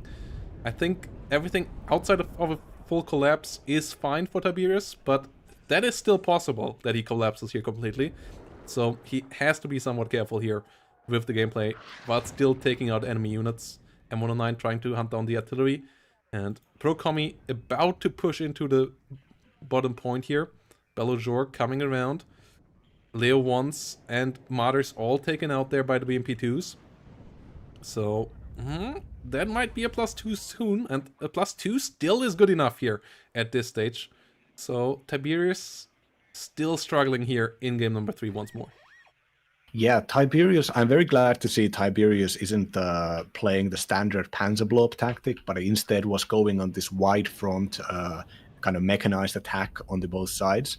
But at this point, 23 minutes in, we're seeing from reinforcements Tiberius buying 3 Leopard 2A3s in a row, and these things in a group can beat anything that Pro-Commy can send at them. As long as they are mobile enough to dodge the cluster mortar, the Leopards getting put into a battle group to engage. The Leopards are top speed tanks, 70 kph, and they have such good weapons and accuracy that they can do a lot of damage. The Leopards here have been spread around and put into kind of defensive roles all around the map, and even though they've been doing good work, Oh no, the next Roland 3 is going down. The next cluster.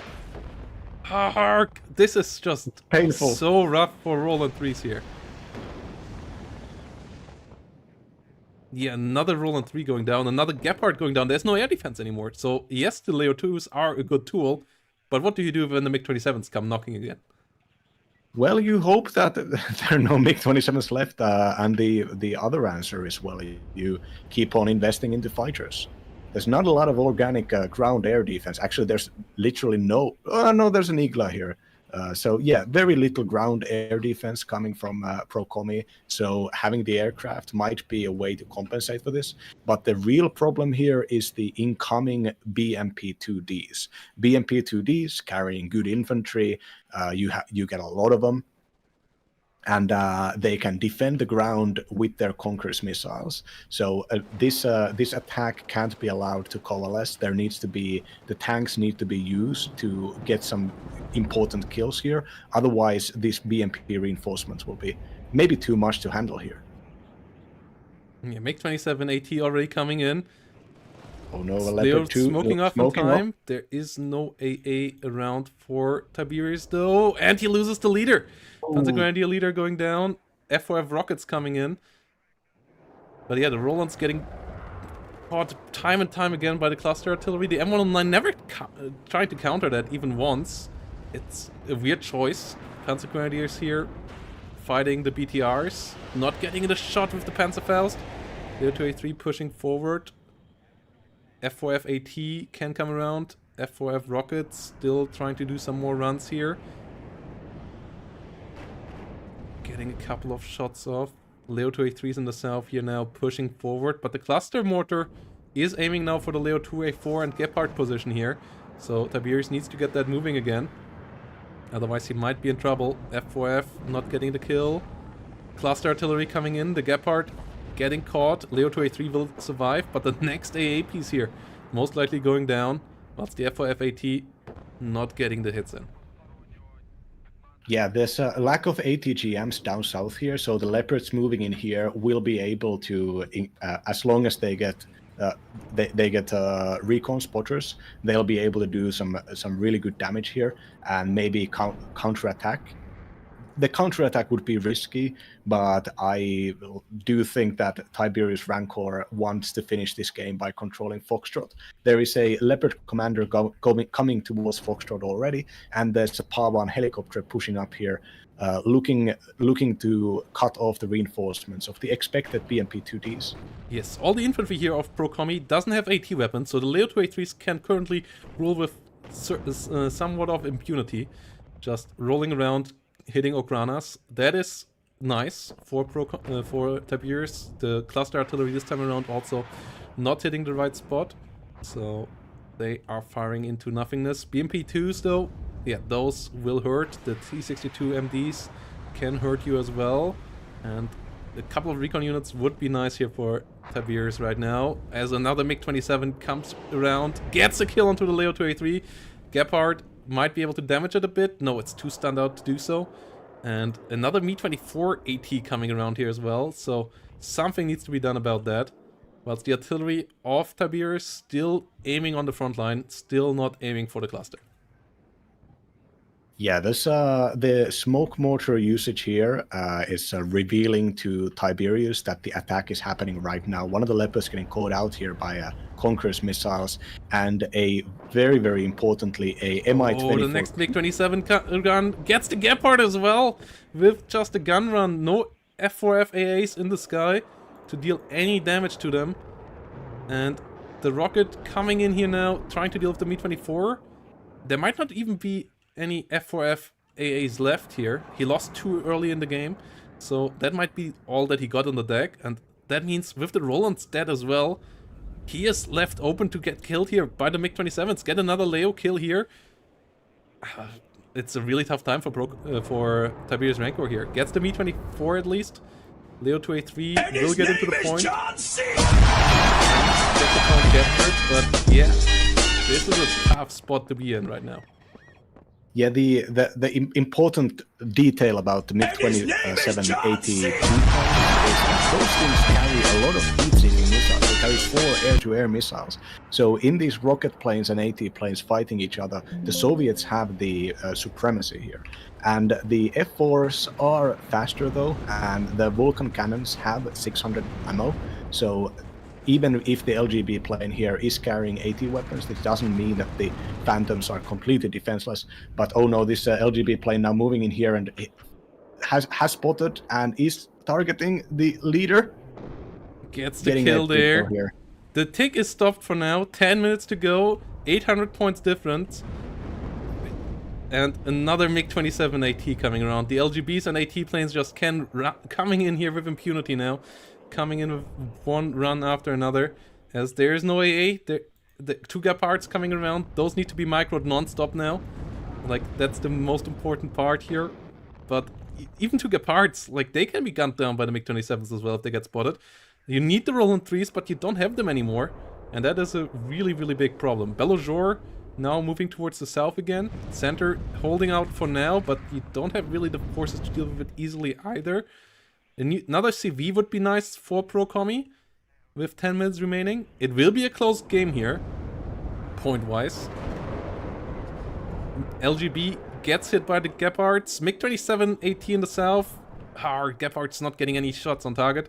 Any bit of damage here would be big. 10 minutes remaining now. 800 points difference. That's with a +2, 10 minutes of take. So every minute that goes by here now for Tiberius Rancor is a really crucial one. He still has some Panzer Grenadiers there. He still has some infantry in there. Pro Kommy just trying to run through there. Will run into the Panzer Grenadier. The Nonna will eat it from there. But it might get the Belojor to get through. Even with the rocket planes, just have a rocket plane hang around and then go and not focusing the Belojor, but the infantry can fire on top of it. The CV unit goes down before it can get in. No CV on the battlefield right now for Pro Kommy. So he needs to get one in the next 1 or 2 minutes so that he even can run around enough to capture stuff here. MiG-27's still running around, but it might come down to just a capture point situation here. The deep dive of Tiberius Rancor might work out after all, as he's buying more and more units to try to hold on here. MiG-27 staying around a bit too long. This one getting damaged so that it might not be around to come around another time. Whilst the front line here is starting to grumble. Panzer Grenadiers get a BMP-2. More Martyrs coming around. Southern situation getting pushed further. A Chaika CV being brought in. That is still pretty fast. That is still early enough here now to get the points if both points here in the middle get captured. But Tiberius is sending more units here in to try to hold as well. Yeah, this the fight, the Gepard going in here and might get caught out by this BMP-2Ds on reinforcement, which is going to be crucial. Oh no, the Gepard knows how to smoke off. Tiberius is on the ball here. The Leopard 2A4 is able to get in range here to contest this. RPG 16 units here, pushing deep for Pro Kommy in the town. Gets spotted though. Jäger Aufklärers there engaging. Martyrs coming in with a lot of firepower against them as well. So that unit might get stunned down here quite quickly now and killed off with that. And it doesn't get a hit on target, so the Martyrs clean that out at least. The Gepard goes down nonetheless. One of the points about to get captured here. The cluster not finding anything just yet. As the Chaika and the BMP-2 push though coming in hot in the south. Leo 2A4 here has its work cut out for itself. As the Panzergrenadier out of ammo now. Leo 2A4 getting into gun range. First BMP-2D gets hit pretty hard. Doesn't quite get killed, but it will get killed off in a second here. And then the infantry here, Okranas, Dash and RPG, all trying to push in. Fanspeer, Leos, and Martyrs need to hold on for just a bit longer here. 7 minutes to go. There is, fortunately for Tiberius, there is nothing up here immediately that can hurt this Leopard 2A4, and it's been able to get kind of perfect hits. There are no, there are not even recon units. I mean, well, you could consider the Okrana to be kind of a recon unit on the side here, and but no, is it showing side armor? Almost. Leo 2A3 there has to be really careful. There's still some MiG-27s around that will be coming around in the next 1 or 2 minutes. The BMP-2s start to get gunned down here. Bench bears, if they're all dead. There's an AT plane coming up now. It is going towards the Gepard. Gepard getting spotted by the Okrana. If the Okrana maybe get... No, there are too many Okrana. They can't all get killed here. AT plane closing in. Gepard at least might be able to stress it out decently so that it can't get the second missile hit, but the first Gepard here gets gunned down. Smoke to getting the CV into the south. Leo 2A3 coming in here. MiG LGB coming for the Leo 2A4. Will get the bombs on target. Will get the kill there. And the Chaikas pushing into both points now. 2 Chaikas coming in. That will be a +4. That is still good enough. There's no CV here on the side of Tiberius. There might not be a CV in Tiberius Rancor's deck anymore. And a +4. Can they kill the Chaika? He can kill the Chaika, so that's at least only a +3. That will be close. 5.5 minutes, +3. Maybe going towards a +4 soon. In, under cover of smoke. Chaika capturing the southern point here. I don't think a +3 is quite enough. It will get him close though. So if he can get the CV anywhere else in, that would be big. 5 minutes to go. If Tiberius Rancor still has a CV around, he should get it out now. Trying to push into the northern point again. Trying to reduce the tick there. And maybe also counter any enemy CVs here. Okranas and infantry units just pushing over the open. MiG-27s just gun running and rocket running now. Whilst the Okranas getting gunned down by the Panzergrenadiers and the Martyrs. No CV coming in here out of Tiberius Rancor's side. He might have used all of his CVs up earlier. So he has to stop the Chaika from getting over there. Call an ambulance! Yeah, there are 2 Chaikas on board still. I'm not sure. I don't know if there are any others, so might only be 2 here. I counted, and a +3 does not give Bromi victory, but it's gonna be real close. I think the Chaikas need to be kept away, not just from Delta, but from Bravo as well, which just might be a little bit too much here, as long as the air power is bullying all of these vehicles. Yeah, Leo 2A4 here pushing forward. +3 ticking up. 500 points to go. Yeah, I think it's barely not enough if it's staying on a +3. And it might be just barely enough if it goes to a +4 here. There's a 100-point difference if it stays on +3. I counted. Yeah. So 82 here coming along. Oh no, engine damage towards the Leopard. Manages to get the smoke off, fortunately. Yeah, but the 82 plane here still coming around. First one misses. 2 Gepards coming around again. There's still no CV for Tiberius. Tiberius wants to finish this without another CV. Maybe has to finish it without another CV. Leo 2A4C goes down. Gepards opening up here now onto the MiG-27. That one gets damaged. That one won't come back another time here. Will get pushed off the battlefield. And won't come back again. But the Chaika is setting up to get into the other point now. Panzergrenadiers there moving forward. Martyrs moving forward. Still no CV out of Tiberius Rancor, more tanks it is instead. MiG-27 trying to figure out the Gepard position. He might as well use it, as he won't get it around another time. And there is still 1 Panzergrenadier here that is not spotted. But the Chaika is going for the sneaky push here. 2 minutes 27. The 100 points difference, that's exactly 2.5 minutes of tick. So this game might get even closer here with the Chaika pushing in. Panzergrenadiers not spotting it right now. Nothing is spotting this Chaika. Panzergrenadiers will have to switch position here. Marder moving around. Chaika has to wait for the Dejaniki Medis to figuring out the position. Panzergrenadiers now moving into the same building. Oh, that is really important for Tiberius here. Or actually, not quite the same building, but the building next to it. MiG-27 here coming around. Dejaniki Medis pushing in. Panzergrenadiers under fire. 1 minute and 40 seconds. Deep push here with all the other units as well. Is there another CV on the battlefield? No. It is only that one Chaika, and I don't think it's enough, even if it comes in now. Tiberius Rancor is winning game number 3, making it way closer. Oh, there was a Chaika in the south. Yeah, there was I was thinking, like, am I desynced or something? But yeah, the AT plane is up. AT plane still has 3 rounds left. The Chaika is moving in now. The Dejaniki Medis managed to break. But the Chaika in the south is down, and that was the one that tried to go for the big points here. Without that, it's going up 2+4. It's only 1 minute though. That's 160 points. That is not enough here. Pro Kommy needs more than this. The other Chaika needs to find the rear zone.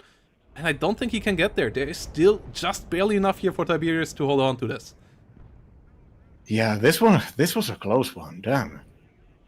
Like the Tiberius Rancor just, I think the biggest mistake here, the one that could have completely changed the course of this claim, was take out the cluster mortar. You have rocket planes. Have the rocket planes fly around, and whenever you see the cluster mortar firing, just go and move your blind command your rocket plane to fire at it. The Zuni rockets are big enough, just a couple of them, and this thing is wrecked. And no counter battery, no rocket planes, nothing here to strike against. Of course, there are no good bombers in this deck, but bombers could do as well. The cluster mortar being able to methodically go and chew through the entirety of the Roland tab was just such a big oversight here. But I can't blame. I mean, Tiberius Rancor is winning this game here. And the Chaika gets taken out. Yeah, Tiberius winning this one here.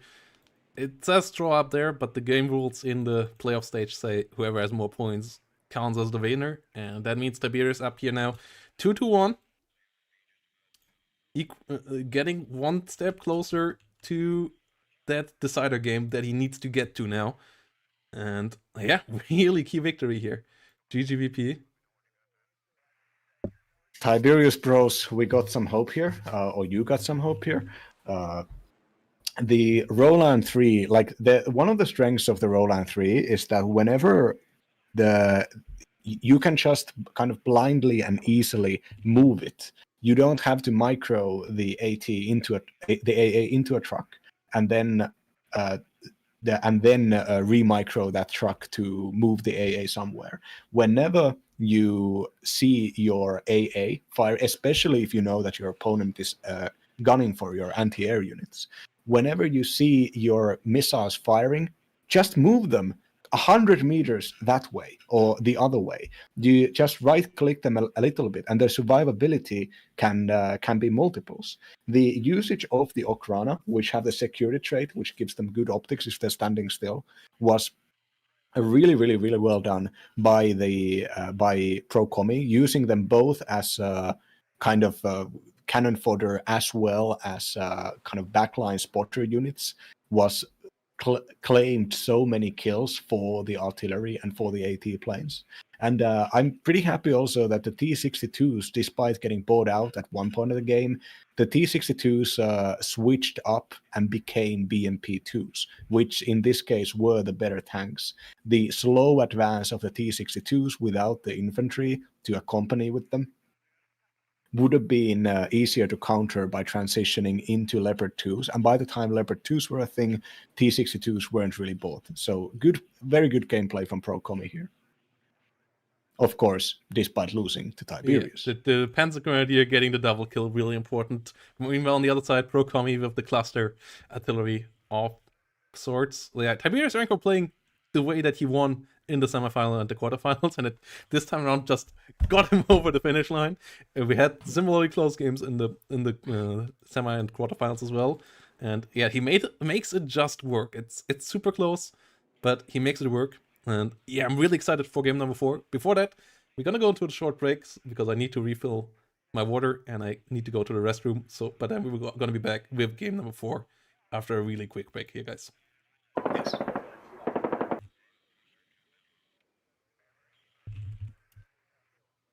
Yeah, it's NATO versus NATO again here.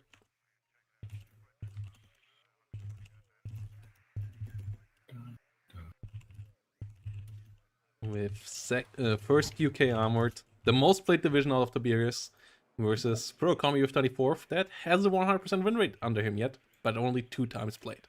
So the comfortability advantage should be in the side of Tiberius Rancor this time around. Yeah, and the map is also one of the most played maps in the game, unfortunately. So I think both players will have their own standard tactics that I doubt either of them are going to play standard and passive. This is not the time or the event to play standard or passive. The map is way too the map is way too predictable for you to risk it being predictable. So I think Tiberius is going to push in early on with the help of helicopters. Tiberius gets the red side on the left. So Tiberius actually has a good chance to push from the defensive towers of Lima into Zulu, which is the standard area that gets fought over. And with the forward deployment advantage, they will also be able to gain Oscar for free, basically. We're already seeing the ITO trucks come out to do backline defense, as well as very, very cheap 20-point NG NG Scouts recon units. The National Guard's recon are just as stealthy and they have just as good optics as standard recon. You just get more of them and you get them cheaper. Yeah, Rover Milan's coming around here with the SAS patrol. Military police here coming in together with some snipers. So Bromi setting up here to fight over Zulu. What we have seen a couple of times now lately is one side just, like the blue side just rushing into the Oscar point, the red side rushing into the Zulu, and you trade the points that way. Obviously a bit of a risk for the somewhat slower deck to rush into Oscar that way. We'll see how Pro Kommy will try to tackle the lack of forward deploy. As we see Terrier Paras now coming around. Helicopters could help, like a standard way that we see dealing with forward deploy like this, as there's no forward deploy AA for this deck, would be something like a couple of Cobras coming around. Kiowa coming in already as a recon to at least spot stuff. The 14 Hydras can be neglected here. They won't kill anything really. They can damage a bit, but they are not that important. But the spotting capabilities of the Kiowa, those are important. Yeah, the Kiowa has a radar, which means it has exceptional optics and not just a very good optics. So predictably, we're seeing 2 Cobras, 2 engineers, and 1 military police unit going, which is a kind of a mild attempt of contesting the town early on. Not too much, not too little. The Cobras have so many rockets that they'll be able to just eat through all of the SAS patrols and the Tiberius Para if they are given a chance, but likely there's going to be air cover from Tiberius Rancor. Would be quite odd to do forward deployment attacks without air cover for them. Tiberius sending in 2 Chieftain Mark 11s and ordering them to go immediately to the back point. And this Pro Kommy might actually suffer from not having a tow cobra, because a tow cobra could easily take out both of those. The Kiowa, though, will be a huge threat, and the Bradley CFV is moving to the southern road junction tree area here, and it will face the Para Rover Milan, which will be the first. And the Para Rover Milan's job will be to take out the Bradley, and that will open up the way for the Chieftain tanks to move to the back point. Surprisingly, basically no investment from Tiberius to go to Oscar. There is a sniper unit and some Para Rover Milans, but those are deployed defensively. Neither of these players moving into the town. And last chance for you guys to put on some points onto the players. Also, last chance to go over to Matcherino potentially and add some money to the prize pool if you want to fill it out a bit higher. Thanks there for Nonchalant to filling it up to $375 by now. And yeah, the Chieftain push, okay, getting changed to just 2 normal Chieftains now. No Chieftain CV anymore. We see a Spartan CV coming around with it. What I'm a bit worried about with that Chieftain push is they will get out of air cover, and then a certain F-15 with a certain weapon loadout might come around and ruin their whole day. Oh, the command tank was actually removed, which I think is smart. If you want to go back there, you don't have to buy a command tank. The command tank doesn't function. It doesn't have to be a command tank. It could just be a tank with a leader unit behind it.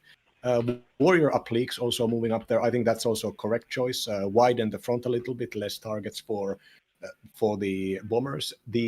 There are light Phantom bombers as well with the 227 kilogram bombs, so they won't be able to single strafe down heavy tanks, but they are still they are only 175 points for the sign of Pro Commy. And yeah, I think there is no anti-air deployed by Tiberius, so I think Tiberius might be opening a fighter, maybe even double fighter, considering if you buy a single fighter and your opponent has an eagle, I mean, well, the opponent's going to have an eagle and you're not going to have anything. So you're going to have the two fat tornadoes if at all possible. Yeah, Kiowa, double Cobra. Is there enough points here for some fighters for Tiberius at this point, or is he just gambling that there might not be Cobras on the other side? Like, this is getting worryingly close to 1,500 points on the ground. And that would be a problem. Sultan is trying to go for Lima and Zulu. No CV yet for Oscar and Papa. Only a sniper and 2 Rover Milans for the whole northern zone, so really going light on Oscar. Not even going into Oscar. Actually expecting that Pro Commy captures it, but Pro Commy is going full on conflict into Zulu. This is an interesting positioning into Oscar. Whoever figures out that the other side has nothing in there will get a big lead in that as well. Yeah, the Pro Commy is going all in on contesting the town against the division, which is a way more powerful opener to contest the town. This is it is going to be risky, and I think this is there are no tanks here. A single IP Abrams can work wonders supporting your kind of mediocre infantry units in the town, but I think those points are going to be spent on fighters. Yes, you want to protect your Cobra, so you need to get a fighter out. So an F4 at least. Against the Tornadoes, you kind of maybe want to go up and buy the F15 fighter, because they have the leg up there. Otherwise, in a 1v1 situation, you would lose against the Tornado most likely with your F4. So, well, let's see how this goes. This is really going to be a brutal opener once more here. Question is just which side it's going to swing to. Yeah, so far I think whichever side gets the air advantage here. The Chaparro is taken out. One of the snipers is getting taken out. Pro Commy is there is something Pro Commy still wants to buy and is willing to cut off air defense to get it. It might just be more air investment. Oh, and the second sniper. You hope it's. I hope it's air investment. If it's not air investment, I think it's a very bad play to have 3 helicopters with no fighters. Yeah. But on the other side, it's also pretty bad to have that many forward deploy units without ground AA. That is true. Is going to be really explosive. And I'm currently leaning towards Pro Commy just running this all over with Cobras. But I will see how this goes. I believe in the double tornado opener here. Has to be something. I mean, Tiberius has to know that 24th has so few opener weapons. He has so few tools to do anything in the opener. The Cobras are some of the only ones.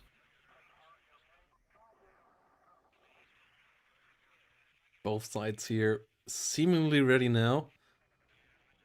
When will the start be called here? SAS patrol coming in hot. Carrier, Paras being pretty nice there as well. Bradleys and snipers coming around.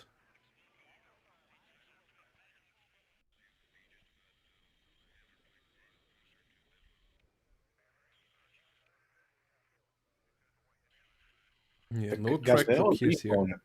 The Gazelle Recon helicopter also speaks of air investment coming for Tiberius. Yeah, you need those fighters to deal with the Strike Eagles later on. You need the fighters to deal with the Cobras. Just everybody light up your incantations to prepare for some air RNG. Yeah. Reading through Malinovsky's Magic and the Role of Religion in people's Malinovsky, a famous anthropologist, says that human beings invent magic whenever there is something uncontrollable to them. And I would dare to say that discussions of RNGs and discussions of Eugen developers sending in specifically making it so that your airplanes never hit is a direct comparison to the tradition of witchcraft and magic. We here in our modern context replicate our ancient traditions. Yes, and here we go. So let's see what is coming in there in the sky. So far, both sides don't have a plane in yet. We have 2 helicopters with deadly intent, though, pushing towards Tiberius' Rancor's soft little units. Only 1 Javelin behind, so something has to come in here for Tiberius to keep his units from getting slaughtered. He doesn't even have a warrior or anything like a fox or so in the front line that maybe could shoot down a Cobra with an autocannon. He has to rely on air, and there comes the Jaguar rocket. That is a good anti-helicopter killer. We talked about that earlier. If fighter planes on the other side, Strike Eagle immediately! Ooh, it's a Strike Eagle from the get-go! Not even with fighter protection, it gets the kill there. One of the TOW Cobras goes down, the other one barely survives. The Terrier Power maybe just getting close enough could gun it down. But Strike Eagle now coming around. First bomb dropped. That might be dead units. 2 units going down immediately. Strike Eagle coming around with another one. What can it find with the second salvo? TOW Cobra still barely alive down here. 1 M35 goes down. The sniper is still in there. Tornado being called in. F-15 AA being out as well. The Chaparral was sold, and the F-15 currently with the wrong angle here. Tornado not able to get the hit on though, and the RNGesus is on the side of Pro Commy there. First Tornado down. Pro Commy sniper managed to kill 2 different jeeps, but Pro Commy's Tiberius' infantry are in buildings. Strike Eagle coming in for the Chieftain. Chieftain is down. Javelin. Oh, this is a tragedy. Has to come around here. This is a tragedy of the Maxi. The Bradley will likely be able to stop the Warrior Applique here. No, the Bradley is actually moving back. It doesn't have the spotting capacity. That's a big little mistake from Pro Commy here. And Pro Commy's infantry, despite moving in with the military police, is still 0 vet engineers and engineer dragons and fire teams. And getting in close, they will have the numbers. But with any fire support coming in, this is Tiberius needs to start doing something. Losing the Tornado here, losing the engagement down south. The Tiberius, despite managing to get in here, needs to exploit the fact. Harrier coming in, nearly getting shut down already from the Eagle again. It still has 2 Sparrows and a Sidewinder. It doesn't get on target though, so the Jaguar might be able to escape here. Yes, Jaguar getting out, but not getting the bombing run. That would have been really juicy on the ground. And his infantry is in trouble. His Bradley versus Warrior trade there, that is good for Tiberius. That is a really good trade. But his ground units are in trouble here. Yeah, for everybody here, the magic of the Pro Commy fans was obviously just more powerful here. Curses were set, images of people were destroyed by burning and stabbing them with knives and needles, and thus the F-15s managed to beat up the British aircraft. The problem here is another Tornado coming up here. Getting the kill this time around. First F-15 down, another Phantom and Strike Eagle number 2. Coming around, Strike Eagle dropping its bombs, getting a kill. A ground AA to assist the Tornadoes in the future would be helpful, as the Phantom is diving deep here. Infantry fights here going well for Bromi, as Tiberius infantry got caught out one by one, whilst Tiberius' infantry got shot at by all units of Bromi at a time. And we have another Toe Cobra coming around. Tiberius under pressure here. I think one or two tractor appears, and then fighting over those could make the situation a bit more bearable in the skies. But right now he is running out of units again. Tornado AA coming in again. The gambling goes on here. Strike Eagle, really high ECM, hard to kill. Phantom versus Tornado, the next duel here. Tornado and Phantom missing with the missiles. Gun of the Phantom dealing a bit more damage here. Tornado with the better turn though. But once more missing and gets gunned down before it can kill the Phantom. Phantom coming out alive. Tornado down. Tough times for Tiberius Rancor here in game number 4. Yeah, hold on, I'm going to play the sound alert here. No, you can't play the sound alert. Tragedy of a maximum scale, and the game is over. Yeah, and we have the GG here. As Tiberius Rancor tapping out there. The Tornadoes getting overwhelmed there. Obviously, yeah, the RNG there for sure playing its role, but also the superiority of the F-15s playing its role there as well. The high ECM there, just dodging missile after missile, and yeah, we got the GG there in the end.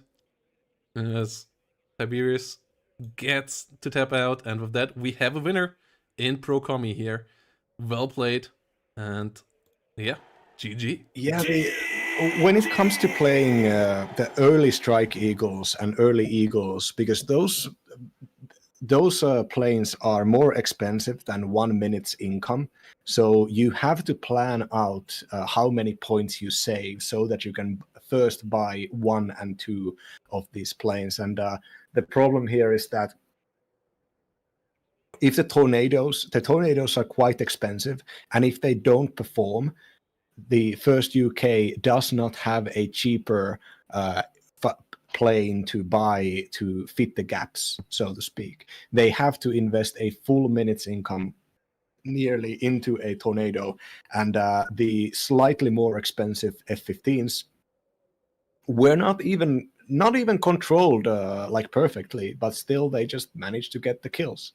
And the amount of points invested into Eagles and Strike Eagles in the opener can be exploited by the opponent, but not in this situation. If the Tornadoes had gotten like 2 more hits, like anything, and would have forced the F-15s to go on a long hiatus to repair, that would have been something. But unfortunately, no.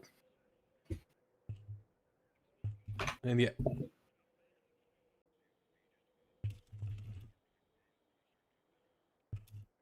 And yeah, GGVP there to Pro Commy. And yeah, really strong show. And yeah, I will ask him if he's up for an interview. I don't think we have ever had one with Pro Commy. I'm not sure if he can speak English, but I will ask him. As that's the usual here. Otherwise, we might be able to do it in text form as well. As yeah, Pro Commy here with the deserved 3-1 victory, being the champion of WARNO League Season 2, with a really strong show. Like the semifinal, absolute dominance in this final here, with a really strong show as well. Even the game that he lost, he nearly got in the end after a botched early game. A 2-0 victory over Babelgun here as well. A strong group stage as well. Like Pro Commy here, just really strong show. Only dropping this one map that we saw in the finals. Outside of that, with a clean sheet up till then. So really, really good season here by Pro Commy, and he is the one to beat now for the future. Yeah, I mean, Pro Commy, I've been saying this from the beginning. Is a T-Man like player. If T-Man always won his openers, and like the Pro Commy is I wouldn't say a boring player, but is the opposite of somebody like let's say, who is, should we say, medi, somebody who is always flashy, always trying out new things. What we saw here was a very well thought out, very well thought out opener. The units getting used here are not in themselves anything special, but the numerical the way that Pro-Commy thinks this through, knows what is going to happen, counts out the points so that they can the planes can be bought one after another, and does not engage with the infantry, for instance, until there is a kind of understanding of air supremacy. The tornadoes are a shame, and I'm sure a lot of people will be blaming the tornadoes for this, but I personally do think that if you are going on the offensive against 24th, you have to get double planes. If you can get double cheap planes, that's they good. are only an issue planes. as long as you fight 1v1.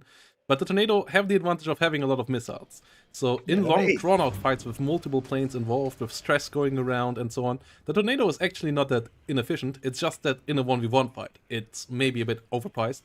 But that is when you don't get use of all of its 8 missiles. Once you get use of all of its 8 missiles, it's actually pretty efficient plane. And we didn't see that. Tornado is not a flashy fighter, but it's a way more reliable fighter because it's first of all it can just keep on firing, so it can get the kill in the end, and it's not too slow to it's not too fast to be cumbersome. It's not too fast to kind of dodge the helicopters. For instance, F-15s can be ineffective versus helicopters because they're so fast. It can turn really well. It can hang around for 240 seconds. It is a really good plane, and I just think that if you're going against something like an F-15, if you want reliable results, you just have to get 2 of them. Yes, they have slightly weaker AM9s, but for example, the Skyflash, like you pay 5 points more than the F-16 for double the missiles. Twice the missiles. Yeah, and you're even a slight bit faster. So the Tornado is not a bad plane at the moment. There are better planes, but it is for sure not a bad plane. The times of it suffering were in the past, and nowadays it's a pretty good plane. Get your Tornadoes, but be careful of them and don't run them 1v1 versus F-15s. So yeah, just buy 2. Just buy 2 of them. I know it's expensive. I'm gonna pull up Pro-Commy up here now, so we're gonna have a quick interview. And hello there. Congratulations, Mr. Pro-Commy. And yeah, really strong show by you this season, and well-earned title of league champion here. How are you feeling? Hello? Hello? Yeah, now we can hear you.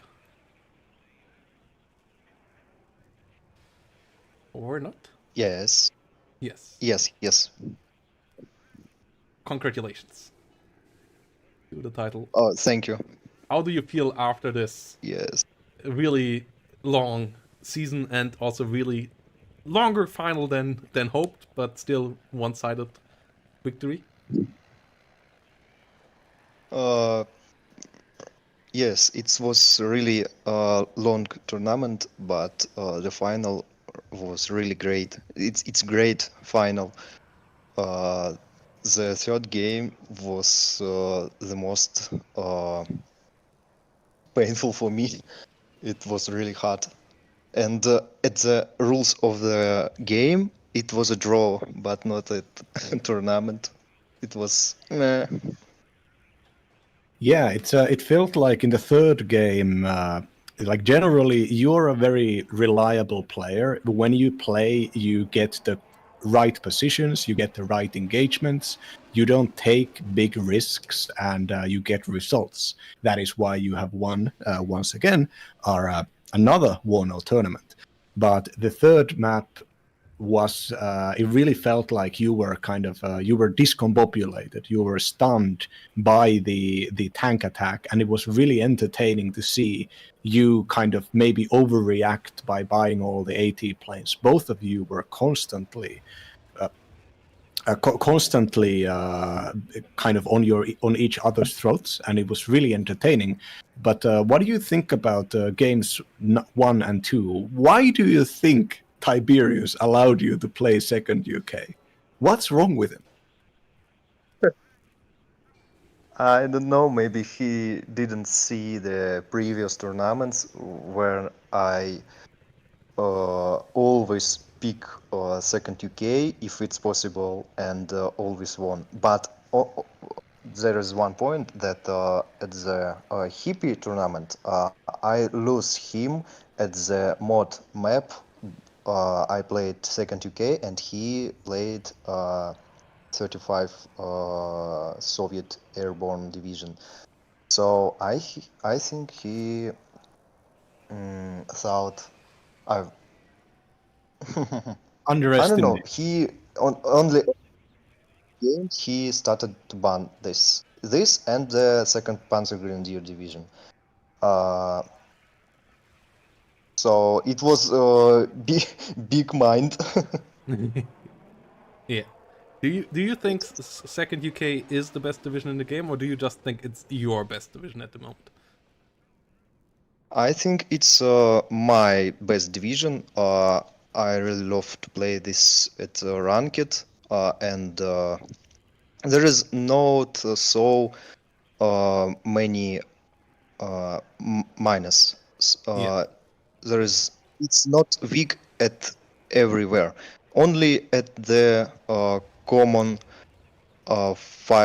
common warfare fight, like if you and your opponent has tanks, infantry, recon, anti-air, and when it is good organized, second 2K is weaker than every Soviet division or every blue division that has better tanks.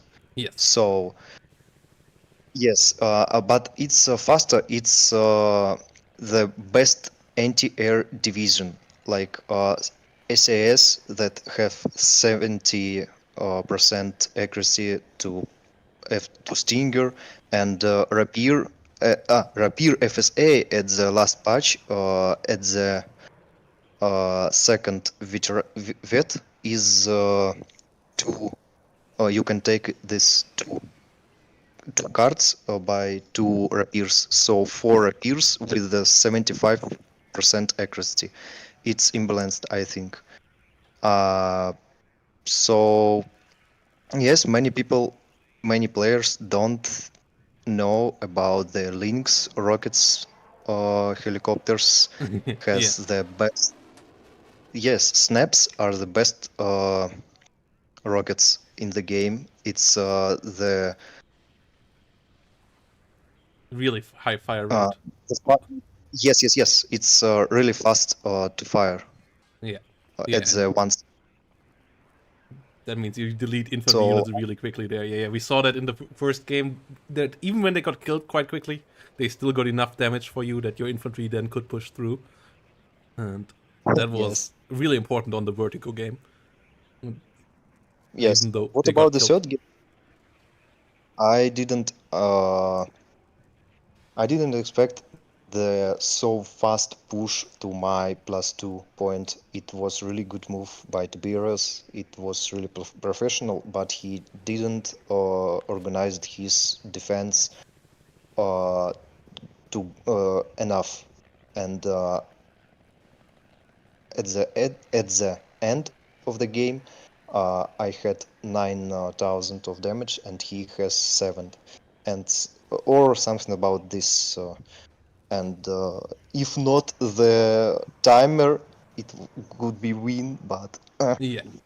That it was a close game.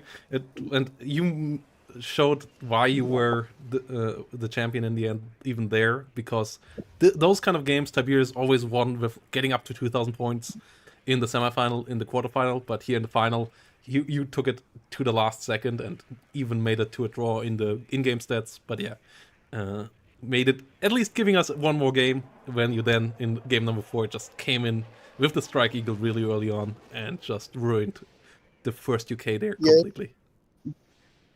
Uh, I also can comment this if I have some time. I have Yeah, sure. this. Just many people who not the previous Wargame history, Wargamers Dragon, I mean, they don't understand that fast units like